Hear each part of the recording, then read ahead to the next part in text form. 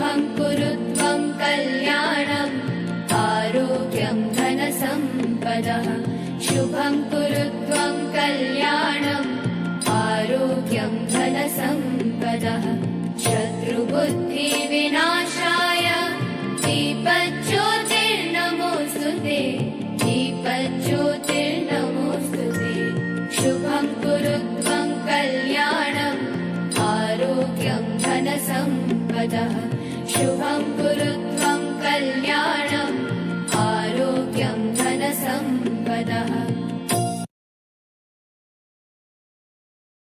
शुभं कुरु त्वं कल्याणम् आरोग्यं धनसम्पदः शुभं कुरु त्वं कल्याणम् आरोग्यं धनसम्पदः शत्रुबुद्धिविनाशाय दीपज्योतिर्नमोऽस्तुते दीपज्योतिर्नमोऽस्तुते शुभं कुरु त्वं कल्याणम् आरोग्यं धनसम्पदः शुभं कुरु त्वं कल्याणम् आरोग्यं धनसम्पदः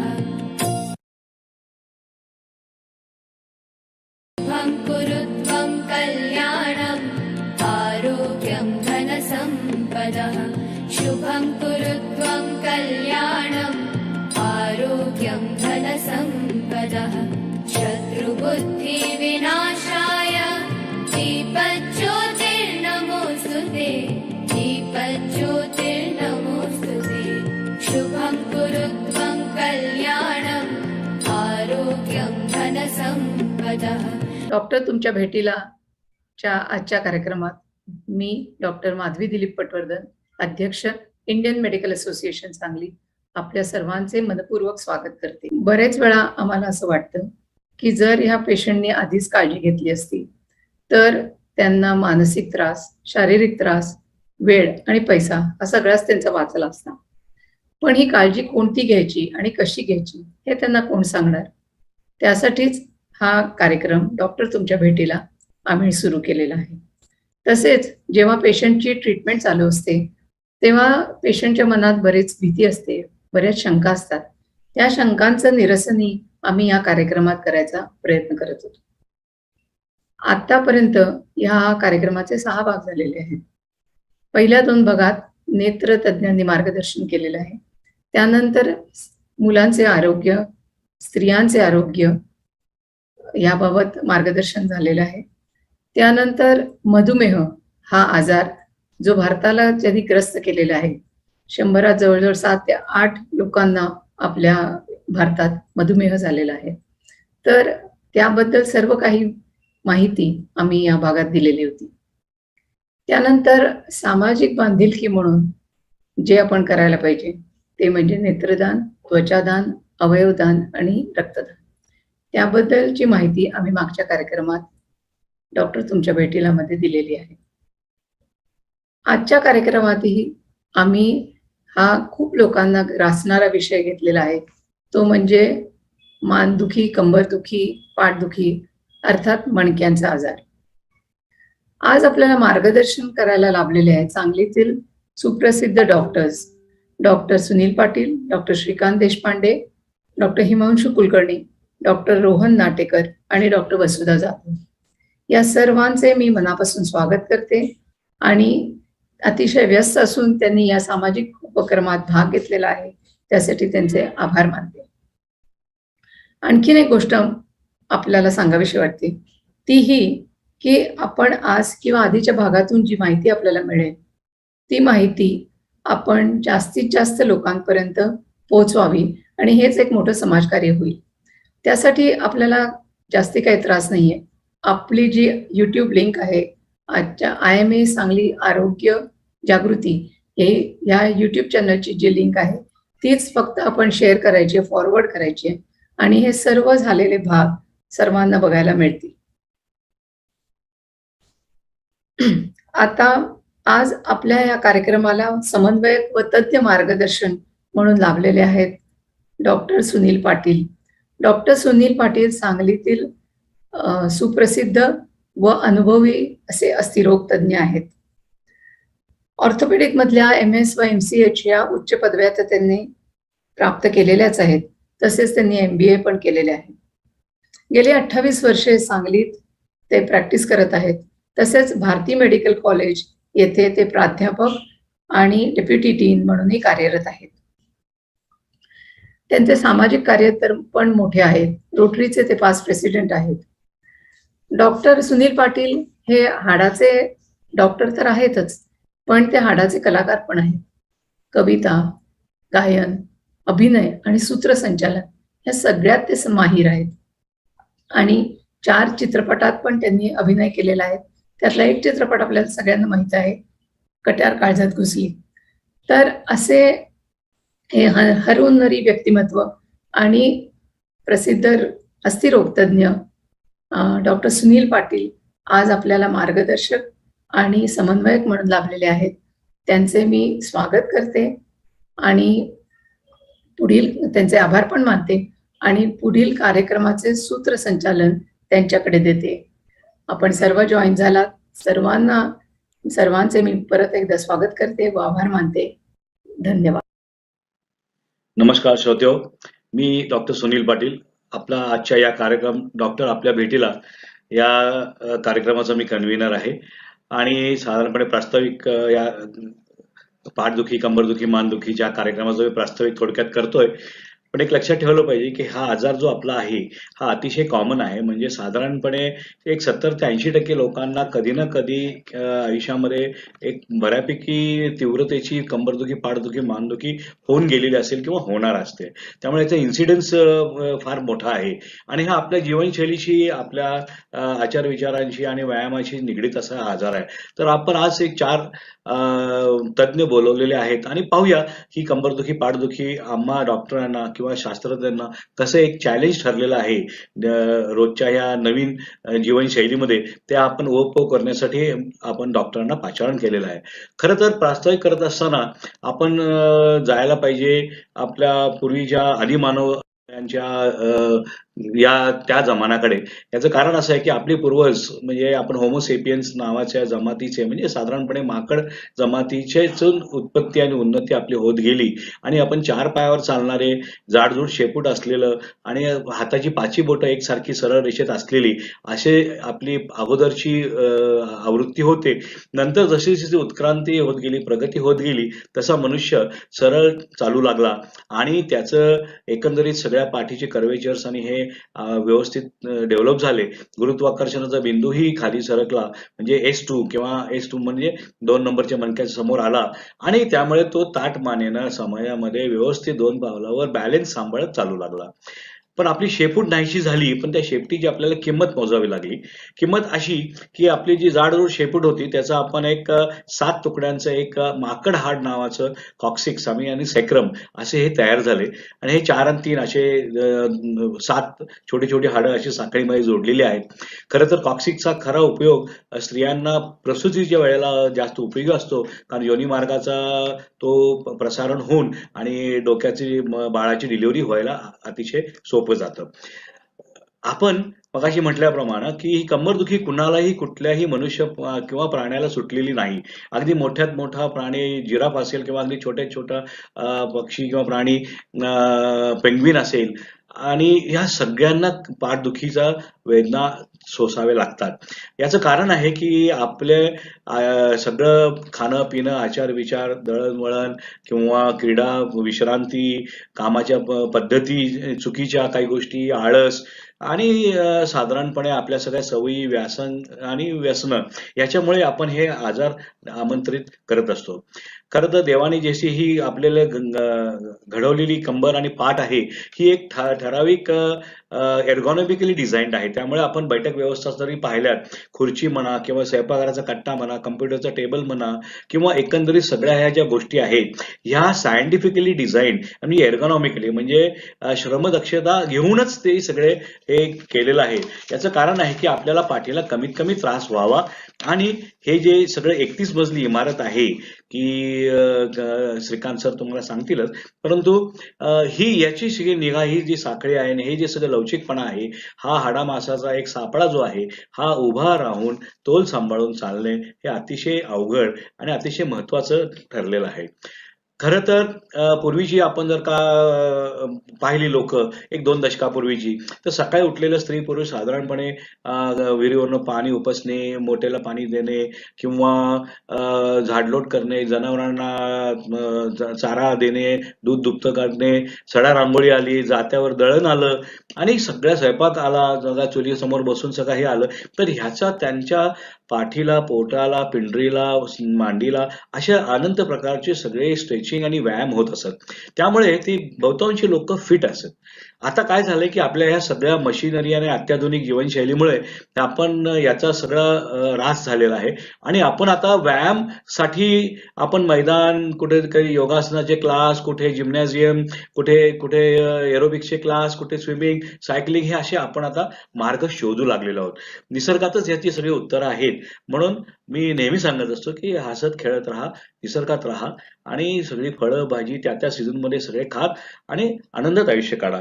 वामनराव पैंनी सांगितल्याप्रमाणे तूच तुझ्या जीवनाचा शिल्पकार हे जसं आहे तसं आपणच आपल्या पाठीची काळजी आणि निगा राखणे गरजेचं आहे. चुकीच्या पद्धतीनं कामं करणे, चुकीच्या पद्धतीनं खेळ खेळणे किंवा अन्य जे काही कारणं आहेत त्याची मीमांसा मी आता थोड्याच वेळात इंट्रोड्यूस करून देणारच आहेत डॉक्टर देशपांडे यांना. पण ह्या सगळ्या गोष्टी ज्या आहेत ह्या काही काळानंतर हा आजार जो आहे हा शारीरिक आजार न राहता मानसिक आजार होऊ लागतो आणि मनुष्य मग काळजी करायला लागतो, नैराश्याच्या खाईत जातो आणि मग आम्हा डॉक्टरांना, काउन्सिलिंग करणाऱ्या मानसोपचार तज्ज्ञांना, फिजिओथेरपिस्ट यांना एक चॅलेंज ठरतं की याला याच्यातून बाहेर कसं काढायचं. तर आता पाहूया आपल्याकडील सगळे तज्ज्ञांचे, मी एक एक तज्ज्ञांची आपल्यासमोर मांडणी करतो, त्यांची ओळख करून देतो आणि त्यांना बोलण्यासाठी मी पाचारण करतो. तर प्रथम आपण बोलवणार आहोत डॉक्टर श्रीकांत देशपांडेंना, की जे आपल्याला ते स्वतः MS फ्रॉम सोलापूर मधून झालेले आहेत, VM मेडिकल कॉलेजमधून, आणि 20-25 वर्षाचा त्यांचा या अस्थिरोग शास्त्राचा अनुभव आहे. ते भारती विद्यापीठ मेडिकल कॉलेज येथील अस्थिरोग विभागाचे HOD आणि तज्ज्ञ म्हणून विशेष तज्ज्ञ म्हणून कार्यरत आहेत आणि बऱ्याच प्रबंध त्यांचे प्रसिद्ध झालेले आहेत. तर त्यांचा विषय असा आहे की त्यांची शरीराची रचना आणखीन कारणे मीमांसा की पाठदुखीची कारणं काय आहेत. तर ऐकूया डॉक्टर श्रीकांत देशपांडे यांना. नमस्कार, मी डॉक्टर श्रीकांत देशपांडे आपल्यासमोर घेऊन येत आहे मणक्याच्या समस्यांची विविध कारणे. आजचा हा आपला टॉपिक विशेषतः मणक्यांच्या विविध आजारांसंबंधीचा आहे. IMA सांगलीने हा आयोजित केलेला आहे. डॉक्टर सुनील पाटलांनी आपल्या या समस्येची व्याप्ती आपल्याला ऑलरेडी सांगितलेली आहे आणि ते मणक्याच्या समस्यांची विविध कारणे काय काय असतात.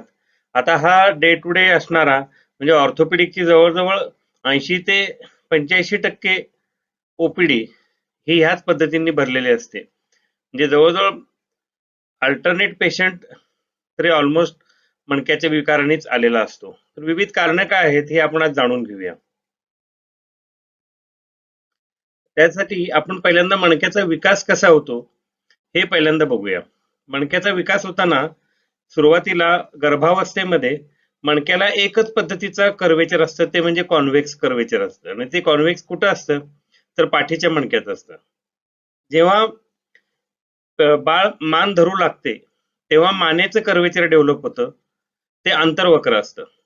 पुन्हा जेव्हा बाळ उभे राहू लागते तेव्हा पाठीचं कर्वेचर डेव्हलप होतं आणि त्याला आपण लंबार लॉर्डॉसिस म्हणतो. म्हणजे पहिला जो आहे तो मानेचा, त्याला सर्वायकल लॉर्डॉसिस म्हणतो. कमरेचा जो आहे त्याला आपण लंबार लॉर्डॉसिस असं म्हणतो. हे दोन्ही जे कर्वेचर आहेत ती अंतर्वक्र स्वरूपाची आहेत आणि पाठीचं जे कर्वेचर आहे ते बहिर्वक्र स्वरूपाचं आहे. आता हे दोन्ही मिळून पाठीच्या कर्वला कॉम्पेन्सेट करतात. आता पाठदुखी आणि मानदुखी का होते तर आता हे बघितल्यावर तुमच्या लक्षात येईल. आता समजा तुमच्या बाजूने अगदीच एखादी मिस युनिव्हर्स चालली आहे तर पटकन तुम्ही मान वळवता आणि मान वळवण्याची जी सडन क्रिया आहे किंवा जी अचानक होणारी मान वळवण्याची क्रिया आहे की मान वाकून काहीतरी अचानक जास्त काम केलं तर मान दुखी होऊ शकते. आता स्त्री दाक्षिण्य तर आपलं नेहमीच उफाळून येत असतं पडलेल्या स्त्रीला तिचे सामान उचलण्यासाठी अचानक वाकणे हे कंबरदुखीला आमंत्रण देणारं कारण ठरू शकतं. आता पाठदुखीची नेहमीची कारणं काय आहेत हे आपण सहज बघूया. हे इथं डिटेल दिलेलं नाही, प्रत्येक पार्ट आपण डिस्कस करणार आहोतच पुढे. आता पहिलं म्हणजे किडनी स्टोन. किडनी स्टोन म्हणजे मूतखडा. दुसरं म्हणजे हेवी लिफ्टिंग. हेवी लिफ्टिंग म्हणजे काहीतरी अचानक ओझं उचलणे, पोतं उचलणे, एखादी बॅग अचानक उचलणे, चुकीच्या पद्धतीने उचलणे, ही कॉमन पाठदुखीची कारणे आहेत. तसं पडणे. दुसरं म्हणजे बसण्याची जी पोझिशन आहे ती चुकीची आहे. नंतर फ्रिक्वेंट बेंडिंग फॉरवर्ड म्हणजे पुढे वाकून सतत काहीतरी मोबाईलवर किंवा लॅपटॉपवर खाली मांडीवर घेऊन काम करत बसणे. आणि नंतरचं जे आहे ती वयानुसार होणारी मणक्याची झीज, ही एक कॉमन कारण आहेत. अजून काही जी कारण आहेत ती म्हणजे मसल स्पाझम. आता मसल स्पाझम याचा अर्थ काय, तर सामान्य शब्दामध्ये पाठ आखडणे ज्याला आपण म्हणतो ते म्हणजे मसल स्पाझम. म्हणजे काहीतरी तुम्ही एका बाजूचं काहीतरी वाकून घ्यायला जाता अचानकपणे आणि सरळ होताना तुमचे पाठीचे मसल्स आखडतात. चुकीच्या पोझिशन मध्ये काम करणे म्हणजे wrong posture. Muscle overload. Overload कोणाला होतो, जे कष्टकरी कामकरी लोक असतात, जे पाठीवर वजन नेतात, हमाल पद्धतीचं काम आहे, ज्यांचं रस्ते खोदण्याचं खड्डे खोदण्याचं काम आहे, त्यांचे मसल ओव्हरलोड होतात. आता सामान्यतः विशेषतः दिसून येणारा प्रकार म्हणजे मेंटल स्ट्रेस. ह्याचं मात्र प्रमाण अलीकडे जरा जास्तच प्रमाणात वाढल्याचं मला वाटतं नेहमी. मेंटल स्ट्रेस याच्यामुळे पाठदुखी होणं यात काहीच नवीन नाही, हे एक बऱ्यापैकी कॉमन असलेलं कारण आहे.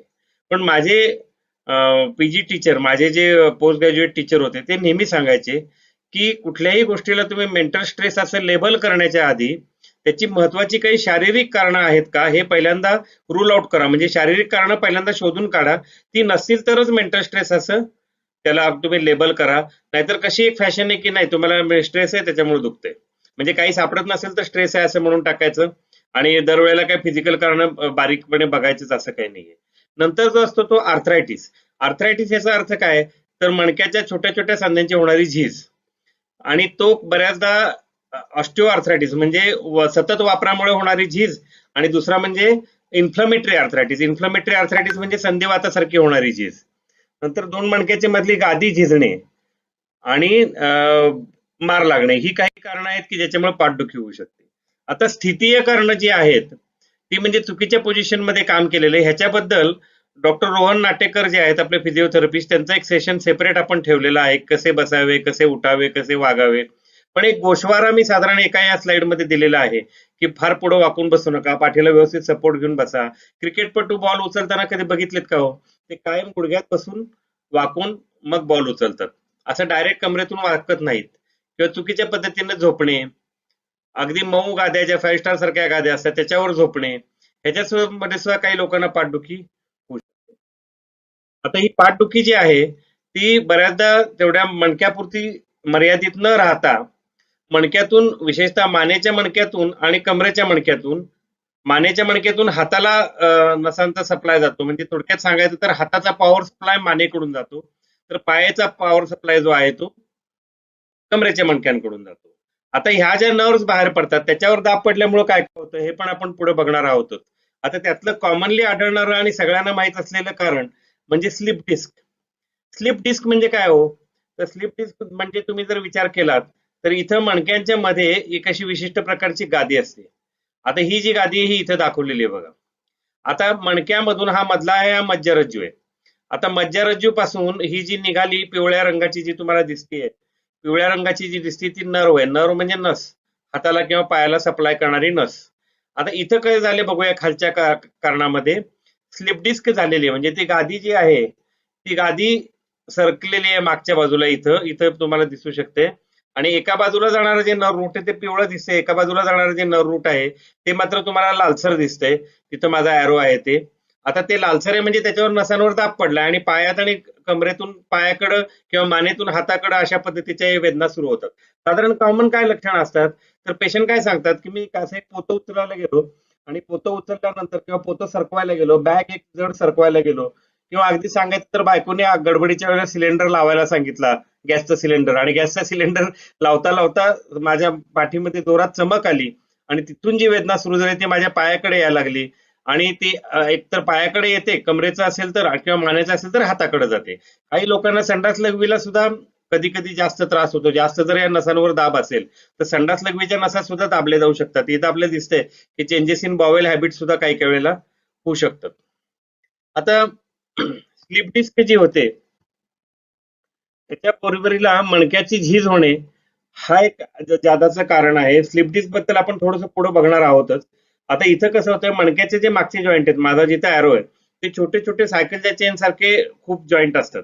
आता कसं आहे की कमरेचे मणके म्हणा किंवा मानेचे मणके म्हणा, याला दुसरा कसलाही आधार नाहीये. छातीच्या मणक्यांना आपल्या बरगडीचा आधार असतो. वेरॅज मानेचे मणके जे आहेत 7 मणके आणि कमरेचे 5 मणके, ह्यांना दुसरा कसलाही आधार नाही, त्यांना फक्त स्नायूचा आधार असतो. अख्ख्या आपल्या शरीराचं जे वजन आहे हे कमरेच्या मणक्यांवर तोललं जातं, छाती आणि वरचा भाग. म्हणजे थोडक्यात सांगायचं झालं तर 2 पायाचा प्राणी जेव्हा झाला, 4 पायाचा प्राणी जेव्हा 2 पायाच्या प्राण्यामध्ये रूपांतरित झाला, तेव्हा काय झाले तर मणका हा परपेंडिक्युलर टू द ग्राउंड आला आणि मणक्याची पोझिशन जमिनीला लंबरेषेत आल्यामुळं त्या मणक्यांवरील भार वाढला आणि त्याच्यामुळे झीज होण्यास सुरुवात होते.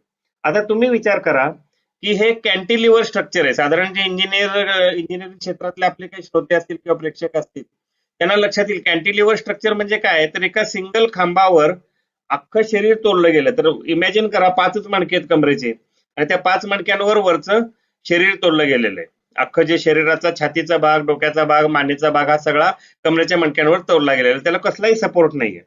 तसंच मानेचं पण आहे. आपल्या डोक्याचं वजन, आपल्या मेंदूला काही वजन असू दे किंवा नसू दे, पण मेंदू आणि डोक्याचं वजन असं मिळून जे 12-13 किलो वजन आहे हे मानेच्या 7 मणक्यांवर पेललं गेलेलं आहे.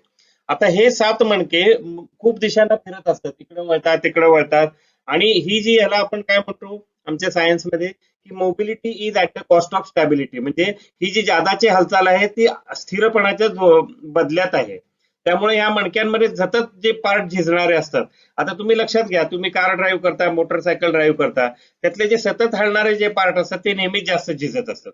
विशेषतः टायर म्हणा, पिस्टन म्हणा किंवा हे कायम झिजणारे पार्ट आहेत. तसे मणक्याचे पण हे छोटे छोटे जॉईंट झिजायला चालू होतात. आता ह्याच्यात लक्षणं काय असतात साधारण, तर ह्याच्यात लक्षणं काय असतात तर कंबर भरून येते, बराच वेळ बसले की पाय ताठून येतात. आता आपलं जे मगाशी बघितलं आपण की स्लिप डिस्क मध्ये लक्षणं काय काय येतात तर पायाची जी असतात, कमरेची जी डिस्क सरकली असेल तर पायामध्ये सुंदपणा येतो, पायात मुंग्या येतात, पायाची कमजोरी जाणवते. काही लोक टिपिकल हिस्ट्री सांगतात की माझं पाऊल उचलता येत नाही, का माझी पायाची चप्पल निसटून जाते. आता ही जी लक्षणं आहेत ह्याचा आपल्याला गांभीर्याने विचार करायला पाहिजे. पायात येणारा सुंदपणा, पायात येणाऱ्या मुंग्या, कमरेखाली येणारा अशक्तपणा पायातला, तर ह्याच्यामुळे काय काय होऊ शकतं तर ह्याला आम्ही काय म्हणतो की मोटार सिम्पटम्स आणि सेन्सरी सिम्पटम. सेन्सरी सिम्पटम याचा अर्थ वेदना, नसांमध्ये दुखणं, मुंग्या येणं, सुंदपणा येणं ही सेन्सरी सिम्पटम झाली. वेरॅज अशक्तपणा येणं ही मोटार सिम्पटम झाली. मोटार सिम्पटम येणं चांगलं नाहीये. डॉक्टर हिमांशू कुलकर्णी तुम्हाला त्याच्याबद्दल डिटेल सांगतीलच. आता कमरेतनं येणाऱ्या ज्या वेदना आहेत, आता ज्या प्रोलॅप्स व्हर्टिब्रल डिस्कच्या वेदना आहेत, या प्रोलॅप्स व्हर्टिब्रल डिस्कच्या ज्या वेदना आहेत त्या वेदना तुम्हाला एका ठराविक रेषेत जाताना दिसतात. विशेषतः कसं की जे पायाची नस दबली गेली आहे त्या नसांमधून पायाकडे वेदना जातात. आता समजा इथं तुम्हाला चित्रात दिसू शकते की S1 म्हणजे कमरेच्या पहिल्या मणक्यातील कॉसिक्स म्हणजे माकडाची पहिली नस दबली गेली असेल तर ह्या पद्धतीने वेदना येते, लाल रेष जी दिसते ते. आता या स्त्रीमध्ये तुम्हाला दिसू शकतात की कुठल्या लेवलला नस दबली गेली की कसं, म्हणजे एखाद्या वायरला जसा ठराविक ट्रान्सफॉर्मर असतो तशी ठराविक लेवल ही त्याच्यासाठी नियोजित असते, शरीराने नियोजित केलेली असते. त्यानुसार त्या भागात वेदना येत असतात. पायाची बोटं सुंदवणे, तळव्याला सुंदपणा येणे ही काही लक्षणं दिसतात. आता असं स्लिप डिस्क सारखंच पुढचा जो काही त्रास आहे त्याला आपण लंबार कॅनल स्टेनोसिस असे म्हणतो. तर लंबार कॅनल स्टेनोसिस म्हणजे काय तर मज्जातंतूंचा मार्ग अरुंद होणे. आता मज्जातंतूंचा मार्ग अरुंद झाल्यावर लक्षणं काय आढळतात आपल्याला. मज्जातंतूंचा मार्ग अरुंद होतो म्हणजे काय होतं तर मज्जातंतू भोवतीची जी काही स्पायनल कॅनाल म्हणतो आपण, एका कॅनाल मधून, आता मणक्याचं काम काय आहे तर मज्जारज्जूला संरक्षण देणे. आता हे संरक्षण देणारा जो मार्ग आहे तो बोगदा एखादा अरुंद झाला की कसं जसं ट्रॅफिक जॅम होतो तसं त्या नसांचा ट्रॅफिक जॅम होतो. आणि लक्षणं काय जाणवतात तर पेशंटना आम्ही याला न्यूरोलॉजिकल क्लाउडिकेशन असे म्हणतो. न्यूरोलॉजिकल क्लाउडिकेशन म्हणजे काय तर पेशंट चालताना थोड्या अंतर गेलं की कमरेखालचा पाय जड होणे, पाय सुंद होणे, पाय उचलून टाकताना येणे. आता ह्याच्यात आणि डिस्क मध्ये फरक काय आला, तर लंबार कॅनल स्टिनोसिस मध्ये चालण्यानंतरच त्रास होतो, वेरेज डिस्कची जी वेदना असते ती रेस्टला पण असू शकते. लंबार कॅनल स्टिनोसिसची जी वेदना आहे ती दोन्ही पायाला युजली इन्व्हॉल्व्ह करते, म्हणजे दोन्ही पायात पेशंटच्या कळ येऊ शकते आणि चालता चालता पाय जड होतात, बसावे वाटते, पुढे वाकवून पेशंट काही तुम्ही बघितलं असेल तर थोडा वेळ थांबतात, थांबल्यानंतर त्यांच्या नसा पुन्हा थोड्याशा मोकळ्या होतात आणि पुन्हा त्यांना दुखायला कमी होतं, मग पुढे ते चालू शकतात. याला आम्ही क्लाउडिकेशन डिस्टन्स म्हणतो, किंवा जरा वेळ बसले की मग त्या पेशंटना बरे वाटतात. तर मज्जातंतू अरुंद होण्याची ही काही लक्षणं आहेत की जी दोन्ही पायात युजली दिसून येतात आपल्याला. आता मणक्याची झीज हा पार्ट मगाशी आपण बघितला, त्यात लक्षणं काय जाणवतात, तर त्याच्यात पाठीच्या खालच्या भागात कडकपणा येणे, पाठीच्या खालच्या भागात जडपणा येणे, अशी काही लक्षणं आपल्याला दिसून येतात. किंवा बराच वेळ बसलं तर पाठ भरून आल्यासारखे वाटणे, कशाला तरी टेकून बसावेसे वाटणे, ही कॉमन होणारी, म्हणजे याला लंबार स्पॉन्डिलोसिस, स्पॉन्डिलायटिसचा त्रास आहे असं पेशंट रेग्युलर आपल्याला सांगतात, पण तो स्पॉन्डिलोसिस आहे, त्याला मणक्यात झीज होत असते मणक्याच्या छोट्या सांध्यांमध्ये. आता नंतरचं दुखण्याचं कारण जे आहे ते सर्वसमावेशक कारण आहे की मणक्यांचा ठिसूळपणा. आता मणक्यांचा ठिसूळपणा जो आहे तो आपल्याला साधारणतः फिमेल्समध्ये म्हणजे बायकांमध्ये जास्त प्रमाणात दिसून येतो. का जास्त प्रमाणात दिसून येतो, तर मुख्य म्हणजे डिलिव्हरीच्या काळात प्रॉपर व्हिटॅमिन डी कॅल्शियम न घेतल्यामुळं, तसेच बाळाच्या वाढीसाठी व्हिटॅमिन डी कॅल्शियम यांची जी पूर्तता केली जाते ती सगळी आईच्या, म्हणजे थोडक्यात आईच्या हाडांमधलं कॅल्शियम व्हिटॅमिन डी काढलं जाऊन बाळाला दिलं जातं, आणि त्या प्रमाणात जर आईची भरपाई झाली नाही तर विशेषतः प्रेग्नन्सी नंतर पाठदुखी हे कॉमन दिसते आपल्याला. दुसरं असं होतं की प्रेग्नन्सीच्या काळात जे काही पोट सैल पडलेलं असतं ते पोट सैल पडलं तरी मणक्याचा सपोर्ट जातो. आता जर तुम्ही नीट बघितलं तर लक्षात येईल, पोटाचे मसल जर तुम्ही स्वतःचे दाबून बघितले, पोटावर हात दाबून बघितले तर मणक्याला आतून सपोर्ट मिळाल्यासारखं वाटतं. हा न्यूमॅटिक सपोर्ट असतो. आता ह्याच्यावर विशेष काळजी कुणीच घेताना दिसत नाही. आता की बाबा पोट सुटणे, कमरेचे डिलिव्हरी नंतर पोटाचे स्नायू लूज पडणे, ही पाठदुखीची काही मुख्य कारण आहेत, की जसे की हाडाचा ठिसूळपणा हे एक महत्वाचं कारण आहे. ठिसूळपणा म्हणजे काय होतं, तर कॅल्शियम कमी होतं, व्हिटॅमिन डी कमी होतं आणि मग ती हाडं मऊ पडायला लागतात. मऊ पडलेल्या हाडांमध्ये काय होऊ शकतं, तर काही पेशंट आपल्याला हिस्ट्री देतात की आम्ही बसमधनं प्रवास करत होतो, अचानक स्पीड ब्रेकरवरनं गाडी उडली आणि माझ्या कमरेत असह्य वेदना सुरू झाली. आता होतं म्हणजे नक्की काय होतं याच्यात, तर मणका असा दबला जाऊ शकतो. आता इथं तुम्हाला लक्षात येईल क्लिअर कट, वरचा जो मणका आहे त्याच्या प्रमाणामध्ये खालचा मणका बऱ्यापैकी दबला गेला आणि त्याला फ्रॅक्चर लाईन सह तुम्हाला दिसतील. आणि पेशंटला हिस्ट्री फार जोरात नसते, पण ह्याच्यात कसं असतं, हाडं ठिसूळ असतात, त्यामुळे छोट्याशा दणक्यांनी सुद्धा, छोट्याशा मारांनी सुद्धा ते मणके दबले जाऊ शकतात आणि ते एक महत्वाचं पाठदुखीचं कारण असू शकतं. नंतरचं जे कारण आहे ते मणक्याचं घसरणं. आता मणक्याचं घसरणं का होतं, तर आता जे 5 मणके आहेत कमरेचे, ह्याच्यावर शरीराचा भार तोडला गेलेला आहे. काही लोकांमध्ये 5वा मणका जो आहे तो कधी कधी माकड हाडाला चिकटल्यासारखा होतो, ह्याच्यात ज्याला आम्ही सॅक्रलायझेशन म्हणतो. म्हणजे थोडक्यात काय होतं, तर 5 जणांनी जे काम करायला पाहिजे ती 4च जण काम करतात, त्यामुळे चौथ्यावरचा लोड असह्य होतो आणि चौथा पुढे सरकतो. तर मणक्याचे घसरणे, त्याला स्पॉन्डिलोलिस्थेसिस किंवा मणका सरकणे, माझा मणका सरकलाय, गॅप पडलीये, ही पेशंटची नेहमीची लक्षणं असतात. या लोकांचे त्रास काय होतात, तर कमरेच्या मागच्या बाजूला तर दुखतेच, पण पेशंट उभा राहिल्यानंतर पाय भरून आला, थोडस उभं राहिलं की पायात जडपणा यायला सुरुवात झाली, कारण हा मणका पुढे सरकतो. पेशंट जेव्हा आडवा असतो तेव्हा मणक्याला काहीच त्रास होत नाही, पण जेव्हा पेशंट उभा राहतो तेव्हा शरीराचा अख्खा भार त्या 5व्या मणक्यावर पडतो, चौथ्या मणक्यावर पडतो, चौथा मणका पुढे सरकतो आणि पर्यायानं काय होतं, तर पायाकडे जाणारी जी नस आहे ही नस दबली जाते आणि मांडीच्या मागचे जे स्नायू असतात त्याला हॅमस्ट्रिंग म्हणतो, त्या हॅमस्ट्रिंग मध्ये टाईटपणा, मांडीच्या मागच्या बाजूला टाईटपणा जाणवतो आणि पेशंट थोडेसे वाकून उभा राहतात. आता इन्फेक्शन हे एक महत्वाचं कारण आहे पाठदुखीसाठी, की इन्फेक्शन होणे म्हणजे ट्युबरक्युलोसिस, जंतू संसर्ग होणे. यात लक्षणं काय दिसतात, तर पायात अचानक शक्ती कमी होती, संध्याकाळचा ताप येतो, वजन कमी होतं. नंतर जो येतो तो मणक्याचा वातरोग. मणक्याचा वातरोग म्हणजे काय, तर सॅक्रोआयलायटिस, म्हणजे कमरेचे जे छोटे छोटे बाजूचे स्नायू आहेत, फऱ्याचा सांधा ज्याला म्हणतो आपण, फऱ्याचा सांधा म्हणा किंवा मणक्यातले छोटे सांधे म्हणा, ह्यांच्यातला संधिवात थोडक्यात, तर ह्याला आम्ही काय म्हणतो, अँकिलोजिंग स्पॉन्डिलायटिस. अँकिलोजिंग याचा अर्थ काय, तर अख्खा जो मणका आहे त्याच्यात मोकळ्या मुवमेंट न होता मणके एकमेकाला चिकटल्यासारखे होतात आणि अख्खा मणका एका बांबूच्या काठीसारखा होतो, त्याला आम्ही बांबू स्पाईन असं सुद्धा म्हणतो. हा एक वाताचा प्रकार आहे, संधिवाताचा प्रकार आहे, की ज्याच्यामध्ये मणक्यांना होणारा वातरोग आपण त्याला असं म्हणू शकतो. नंतर जी कॉमन समस्या दिसते ती मानेच्या मणक्याची समस्या दिसते, त्याला नेक पेन किंवा टेक्स्ट नेक असं म्हणतो.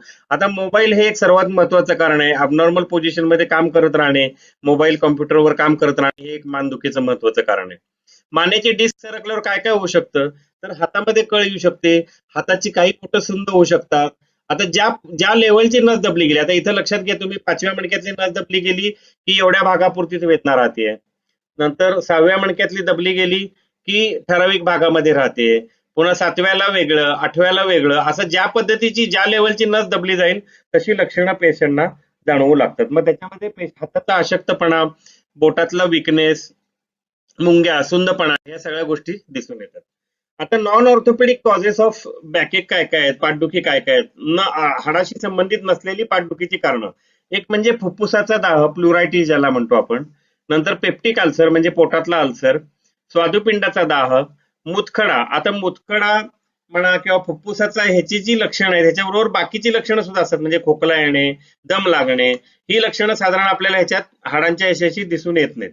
किंवा पोटदुखी असणे, उलट्या होणे, हेच कधी मणक्याशी युजली संबंधित नसतं, असं आपण याच्यात डिफरन्शिएट करू शकतो. नंतर मुतखड्यात काय होतं, पेशंटला बरोबर मणक्याच्या बाजूला दुखतं, मधल्या मिडलाईनला दुखत नाही, बाजूला दुखतं. आणि ह्या ज्या वेदना आहेत विशेषतः ज्या नॉन ऑर्थोपेडिक कॉजेस आहेत ही आडवं झोपल्यावर जास्त होतात. वेरेज मणक्याची जी दुखणी आहेत, हाडांमुळे होणारी जी दुखणी आहेत ही उभा राहिल्यावर किंवा बसल्यावर जास्त होतात. आता ही काही लक्षणं आहेत ही आपण रूल आउट करणं गरजेचं असतं. आणि बऱ्याचदा कसं होतं की मणक्यावर आपण कॉन्सन्ट्रेट करतो, म्हणजे अर्जुनाच्या डोळ्यासारखं राहून चालत नाही, पोपटाच्या डोळ्यासारखं अख्खा पोपट बघायला लागतो, तसा अख्खा माणूस बघायला पाहिजे की ते बाबा बाकीची आणि काही दुखण्याची कारणं आहेत का, जेणेकरून कधी कधी गंभीर कारणं सुद्धा आपल्या हातून सुटू शकतात. आता खुब्याच्या सांध्याची झीज होणं म्हणजे हिप जॉईंट म्हणतो, त्याची सुद्धा कधी कधी पाठदुखीसारखी लक्षणं दिसू शकतात. तर ही बाकीची कारणं जेव्हा आपण दूर करतो ते अलीकडे नवीन तंत्रज्ञानाने शक्य झालेले आहे आणि ते होऊ शकतं. तर ही बारीक गोष्टी लक्षात ठेवायच्या. बाकीचे पुढचे उपचार, व्यायाम हे सगळे सांगण्यात येईलच तुम्हाला. आता माझं त्याच्यात काही राहिलं असेल तर मला माफ करा, आणि माझे पुढचे जे एक्सपर्ट वक्ते ते त्यातलं कव्हर करतील. Thank you once again. आपल्या दुसऱ्या वक्त्या आहेत. आपल्याला आता श्रीकांत देशपांडे यांनी सांगितलं की पाठीच्या दुखण्याची आणि अन्य कारणं कोणती आहेत, म्हणजे पाठीचे किंवा मणक्याच्या कारणाव्यतिरिक्त आणखीन कारणं काय आहेत. तर आपल्या आता दुसऱ्या वक्त्या आहेत डॉक्टर वसुधा जाधव, की ज्या जीएमसी मेडिकल कॉलेज भोपाळहून MD झालेल्या आहेत. त्या मूळच्या भूलतज्ञ आहेत. पंकज मल्टीस्पेशालिटी क्लिनिकमध्ये ते पेन क्लिनिक म्हणजे वेदनाविरहित आयुष्य कसं काढायचं याच्यासाठी त्या कार्यरत आहेत. त्यांनी पदव्युत्तर शिक्षण घेऊन याच्याविषयी बऱ्याच अभ्यासही केलेला आहे. अनेक कार्यशाळांना त्यांना निमंत्रित केलं जात आहे. तर त्या आपल्याला इंजेक्शनद्वारे किंवा अन्य सगळ्या कार्याद्वारे पाठदुखी विरहित आयुष्य कसं काढता येईल याचा उपयोग त्या करतायत. वसुधा जाधव. डॉक्टर श्रीकांत देशपांडेंनी आपल्याला पाठदुखीची कारणे ही सांगितलेलीच आहेत, की जसे स्पॉन्डिलोसिस किंवा आपल्या व्यवसायामुळे आपण करेक्ट पोश्चर मध्ये बसत नाही, त्यामुळे पॉश्चरल बॅकएक, किंवा काही आघात झाला, ट्रॉमा झाला त्याच्यामुळे होणारा बॅकएक, किंवा लिस्थेसिस मणका सरकणे त्याच्यामुळे होणारा बॅक पेन, किंवा स्लिप डिस्क जे की खूप कॉमन आहे त्याच्यामुळे होणारा बॅक पेन, किंवा कधी कधी क्षयरोग सारखा जो आजार असतो त्याच्यामुळे सुद्धा मणक्यामध्ये जो पसरला तर बॅक पेन होतं. आणि लंबर कॅनाल स्टेनोसिस की ज्याच्यामध्ये कॅनाल खूप बारीक होतो पाठीच्या मणक्यांचा, त्याच्यामुळे सुद्धा बॅक पेन होऊ शकतो. तर कुठल्याही कारणामुळे जरी आपल्याला बॅक पेन झाला तरी आपण बेसिक ट्रीटमेंट काय घ्यायची असते, की आरामदायक स्थितीमध्ये थोडी विश्रांती घेऊन, नंतर हॉट फोमेंटेशन घेऊन, अचानक होणाऱ्या हालचाली आपल्याला टाळून, त्याच्यानंतर लोकल मलम वगैरे लावून, पण कुठल्याही परिस्थितीत मालिश त्वरित नाही करायची. आणि त्याच्याबरोबर थोडे वेदनाशमक औषधे आणि स्नायू शिथिल करणारी औषधे घ्यायची. आता औषधांबद्दल म्हणायचं झालं तर वेदनाशामक जी औषधे असतात ती मेंदूवरच्या नसांवर पण काम करतात. आणि त्याच्यामध्ये NSAID आणि ओपिओइड्स ढोबळपणे ह्या प्रकारची औषधे असतात. कधी कधी अल्प मुदतीसाठी स्टेरॉइड्स पण दिली जातात, विशेषतः जर वेदना जास्त असतील तर, किंवा मज्जातंतूची सूज कमी करायची असेल, किंवा स्नायू अशक्त झाले असतील तर. आणि त्याच्या जोडीला स्नायू शिथिल करण्यासाठी मसल रिलॅक्सन्स म्हणून जी औषधे असतात ती पण दिली जातात. ती औषधं स्नायूंची आखडणे कमी करतात. त्याबरोबर नसांवर काम करणारी औषधे जसे प्रिगॅबॅलिन आणि गाबापेंटिन पण दिली जातात, जी शॉर्ट सर्किट कमी करतात. पाठदुखी किंवा कंबरदुखी, मानदुखी हे मणक्यांचे जे विकार आहेत त्याच्या कारणांमध्ये एक महत्वाचं कारण आहे ऑस्टिओपोरोसिस. ऑस्टिओपोरोसिस म्हणजे त्याच्यामध्ये आपल्या हाडांची वीण सैल होते, त्यामुळे हाडे ठिसूळ होतात, त्यामुळे फ्रॅक्चर होण्याची शक्यता जास्त असते. ऑस्टिओपोरोसिस स्त्रियांमध्ये जास्त आढळतो, कारण मेनोपॉजच्या दरम्यान स्त्रियांमध्ये इस्ट्रोजनची थोडी कमतरता असते आणि इस्ट्रोजन हे हार्मोन स्त्रियांमध्ये व्हिटॅमिन डी चं रेग्युलेशन करतं. व्हिटॅमिन डी आणि कॅल्शियम दोन्ही मिळून आपल्या हाडांची वीण घट्ट करतात. तर त्याच्या कमतरतेमुळे, व्हिटॅमिन डीच्या कमतरतेमुळे ऑस्टिओपोरोसिस होतो. खनिजांची कमतरता असेल, आपल्या आहारामध्ये कमी असतील तर, किंवा थायरॉइड संबंधी विकार असतील, किंवा निष्क्रिय बैठी जीवनशैली असेल, अतिमद्यपान असेल, तंबाखू सेवन जास्त असेल, त्यामुळे पण ऑस्टिओपोरोसिस होऊ शकतो. कधी कधी काही विशिष्ट प्रकारची औषधे नाईलाजाने घ्यावी लागतात, त्याच्यामुळे सुद्धा ऑस्टिओपोरोसिस होतो. ऑस्टिओपोरोसिस आपल्याला होऊ नये म्हणून जर आपण विचार केला तर त्याच्यासाठी नियमित व्यायाम आवश्यक आहे. व्यायामामुळे हाडांना एक स्टेबिलिटी मिळते, स्नायू स्ट्रॉंग होतात. आणि आहारामध्ये पण आपल्याला कॅल्शियम आणि प्रोटीन समृद्ध अन्न घेतलं पाहिजे. आपल्या जीवनशैलीमध्ये बदल केला पाहिजे. जीवनशैलीमध्ये बदल म्हणजे बैठी जीवनशैली असेल तर एक 7-8 तास बसून काम असेल तर मध्येच थोडंसं उठून थोडं फिरून आलं पाहिजे. त्याच्यानंतर काही ठराविक तिथल्या तिथे आपण व्यायाम करू शकत असू तर ते जास्त योग्य आहे. त्याच्यानंतर काही व्यसने जी असतील ती पूर्ण टाळली पाहिजे. आणि जर झालाच ऑस्टिओपोरोसिस तर तज्ञांचा सल्ला घेतला पाहिजे. तर ऑस्टिओपोरोसिसची ढोबळपणे लक्षणं सुद्धा डॉक्टर श्रीकांत देशपांडेंनी आपल्याला सांगितली आहे. तरी पण समजा जर आपल्याला बोन पेन असेल, काही कारण नसताना उगीच थकवा जाणवत असेल, एका ठिकाणी लक्ष कॉन्सन्ट्रेशन लागत नसेल, तर तो ऑस्टिओपोरोसिस असू शकतो. आता सांधे ऑस्टिओपोरोसिस मध्ये पण दुखतात, पण संधिवातामध्ये आणि ऑस्टिओपोरोसिस मध्ये सांधेदुखीचा फरक हा आहे की संधिवातामध्ये सूज असते सांध्यांना आणि आपण जरी आराम केला तरी आपला वेदना कमी होत नाहीत. पण ऑस्टिओपोरोसिस मध्ये आराम केला तर वेदना कमी होतात. तर कॅल्शियमची आपली रोजची जी रिक्वायरमेंट आहे ती आपण बघूयात. साधारणपणे पुरुषांमध्ये 4 ते 8 वर्ष 1000 मिलीग्राम्स पर डे, 9 ते 18 वर्ष 1300 मिलीग्राम्स पर डे, 19 ते 50 वर्ष 1000 मिलीग्राम्स पर डे, त्याच्यानंतर 51 ते 70 वर्ष 1000 मिलीग्राम्स पर डे आणि त्याच्यावर 1200 मिलीग्राम्स पर डे साधारण ही रिक्वायरमेंट असते. स्त्रियांमध्ये थोडी जास्त असते, विशेषतः गर्भारपणामध्ये 3 ते 4 महिन्यापासून ते बाळाचे दूध पिणे संपेपर्यंत आणि रजोनिवृत्तीच्या आसपास. तर 50च्या आत जर असेल तर शक्यतो आपण कॅल्शियम सप्लिमेंट्स घेऊ नये, कॅल्शियम युक्त आहारच घ्यावे. तर कॅल्शियम कुठल्या आहारामध्ये जास्त आहे तर दूध आणि दुग्धजन्य पदार्थ, अंडी, अंड्याचं पांढरं, त्याच्यानंतर हिरव्या पालेभाज्या, संत्री, अंजीर, पपई, सोयाबीनचं दूध किंवा फॉर्टिफाईड जे पिठं असतात ती, बीन्स, उसळी, अंकुरित कडधान्य, ही आपल्या आहारामध्ये ह्याचा समावेश असला पाहिजे.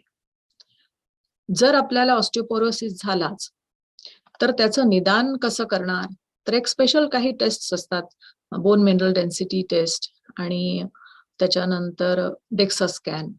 कारण आपण रक्तामध्ये जे कॅल्शियम बघतो तर आपल्या शरीरामध्ये 99% जे कॅल्शियम असतं ते हाडामध्ये आणि दातामध्ये असतं. त्यातलं 0.9% हे सेल्समध्ये म्हणजे कोशिकांमध्ये असतं आणि 0.1% जे असतं ते आपल्या ब्लडमध्ये सर्क्युलेटिंग असतं आणि बॉडी शक्यतो ते कॉन्स्टंट मेंटेन करते. त्यामुळे तुम्ही जरी रक्त तपासलं तरी तुमचे कॅल्शियम लेवल नॉर्मल असू शकते. म्हणून स्पेसिफिक टेस्ट करणं गरजेचं आहे ऑस्टिओपोरोसिससाठी.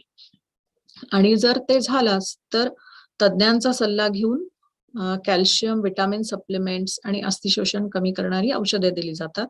प्रसंगी थोड्या अल्प मुदतीसाठी हार्मोन रिप्लेसमेंट थेरपी पण दिली जाते. आता साधारण कॅल्शियम म्हटलं तर गर्भारपणामध्ये 3ऱ्या महिन्यापासून बाळाचे दूध पिणे संपेपर्यंत 1 ते 1.5 ग्राम रोज कॅल्शियम घेतलंच पाहिजे. आणि रजोनिवृत्तीच्या आसपास साधारण 3 महिने कॅल्शियम घ्यायचं, परत 3 महिने बंद करायचं, परत 3 महिने घ्यायचं, परत 3 महिने बंद करायचं, अशा क्रमाने घेतलं पाहिजे. त्याच्या जोडीला व्हिटॅमिन डी 60,000 इंटरनॅशनल युनिट दर आठवड्याला 8 आठवड्यांसाठी आणि त्यानंतर दर महिन्याला 12 महिन्यासाठी.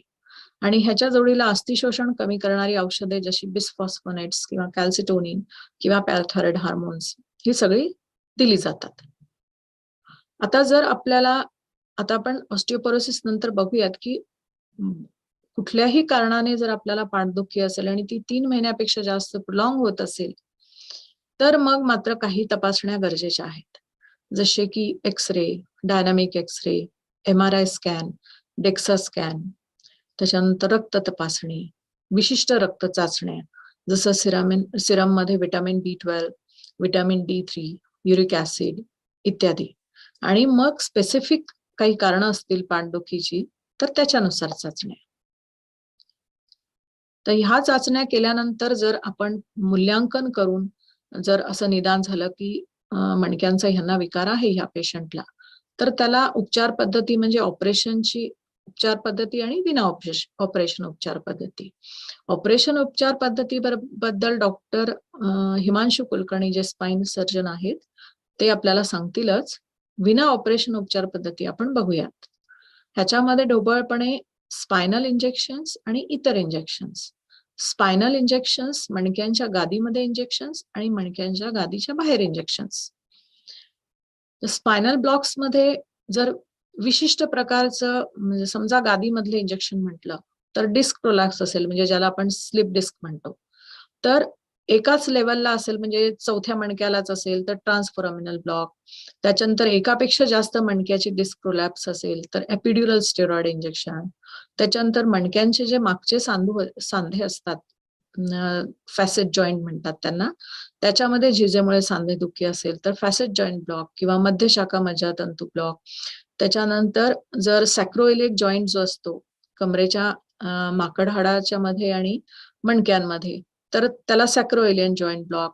हे सगळे ब्लॉक्स दिले जातात. आणि इतरही काही इंजेक्शन्स असतात की जसे समजा जर स्नायूंचं अखडणं असेल आणि खूप दिवसाचं असेल तर ultrasound guided dry needling injections दिली जातात. तसेच जर आपल्याला किरकोळ स्वरूपामध्ये मणका सरकलेला असेल, लिगामेंट इंजुरी असेल, मसलला काही ट्रॉमा असेल तर प्रोलोथेरपी दिली जाते. प्रोलोथेरपी मध्ये मॅपिंग करून पॉइंट्स काढून ठराविक ठिकाणी इरिटंट औषधं इंजेक्शन मधनं दिली जातात. ही एका प्रकारची रिजनरेटिव्ह थेरपी आहे. तशीच आणखीन एक रिजनरेटिव्ह थेरपी म्हणजे प्लेटलेट रिच प्लाझ्मा थेरपी. ह्याच्यामध्ये पेशंटचं ब्लड काढलं जातं, ते सेंट्रीफ्यूज केलं जातं आणि त्याच्यामध्ये जो प्लेटलेट रिच घटक आहे तो काढून तो त्या ठराविक ठिकाणी इंजेक्ट केला जातो. जसे की आता हे मणक्यांची गादी आहे त्याला थोडीशी अल्प प्रमाणामध्ये झीज आहे, तर ती झीज भरून यावी म्हणून हे PRP इंजेक्शन दिलं जातं. ऍक्च्युअली जी नैसर्गिकरित्या झीज झालेली असते ती भरून यायला जगात कुठलंही औषध उपलब्ध नाहीये. ही फक्त एक रिजनरेशन थेरपी आहे. अल्प प्रमाणात असेल झीज तरच ती भरून येते. तसेच SI जॉईंट मध्ये जर झीज असेल तर तिथे ते PRP इंजेक्शन दिलं जातं. द स्पायनल इंजेक्शन जसं मी आधी सांगितलं की मणक्यामधली इंजेक्शन, तर त्याच्यामध्ये गादीच्या मध्ये इंजेक्शन आणि गादीच्या बाहेर इंजेक्शन. तर गादीच्या मध्ये इंजेक्शन आपण PRP आता थोड्या वेळापूर्वी बघितलं. तसंच एक बायऑक्युलोप्लास्टी म्हणून असतं. हे काही रिजनरेटिव्ह थेरपी नाहीये, पण त्याच्यामध्ये जर सिव्हिअर डिस्कमुळे पेन असेल आणि अल्प स्वरूपामध्ये जर डिजनरेशन असेल डिस्कमध्ये तर ते इंजेक्शन दिलं जातं. त्याच्यामध्ये फक्त नसा ज्या आहेत त्या थोड्याशा गरम केल्या जातात एक ठराविक मशीन वापरून. त्याच्यानंतर मणक्यांमधली इंजेक्शन्स म्हणजे गादीच्या बाहेरची इंजेक्शन्स ते एपिड्युरल स्टेरॉइड इंजेक्शन. तर ती कुठे दिली जातात, कशा अप्रोचने दिली जातात त्याप्रमाणे त्याची नावं असतात. की जसं आपण बघतो आता ह्या मणक्यांमध्ये एक डिस्क आहे जी बाहेर आलेली आहे, ती बाहेर आल्यानंतर त्याच्यामधलं मटेरियल बाहेर निघून त्या नसांवर दाब देत आहे. तर अशा वेदना त्या एक जर ठराविक ठिकाणी होत असेल आणि त्या खालपर्यंत पसरत असतील की ज्याला शॅटिक आपण म्हणतो, तर त्या स्पेसिफिक लेवलच्या मणक्याच्या नसांवर आपण इंजेक्शन देऊ शकतो नसांजवळ. आणि ते हे जसं की चित्रात दाखवलंय त्याप्रमाणे ते इंजेक्शन त्या स्पेसिफिक नसांमध्ये दिल्यानंतर पेन रिलीफ त्वरित होऊन जातं आणि त्या नसांवरची सूज कमी होते. तसंच जर मणक्यांच्या खालच्या बाजूला जर आपल्याला वेदना होत असतील तर कॉर्डल एपिड्युरल म्हणून ते इंजेक्शन दिलं जातं.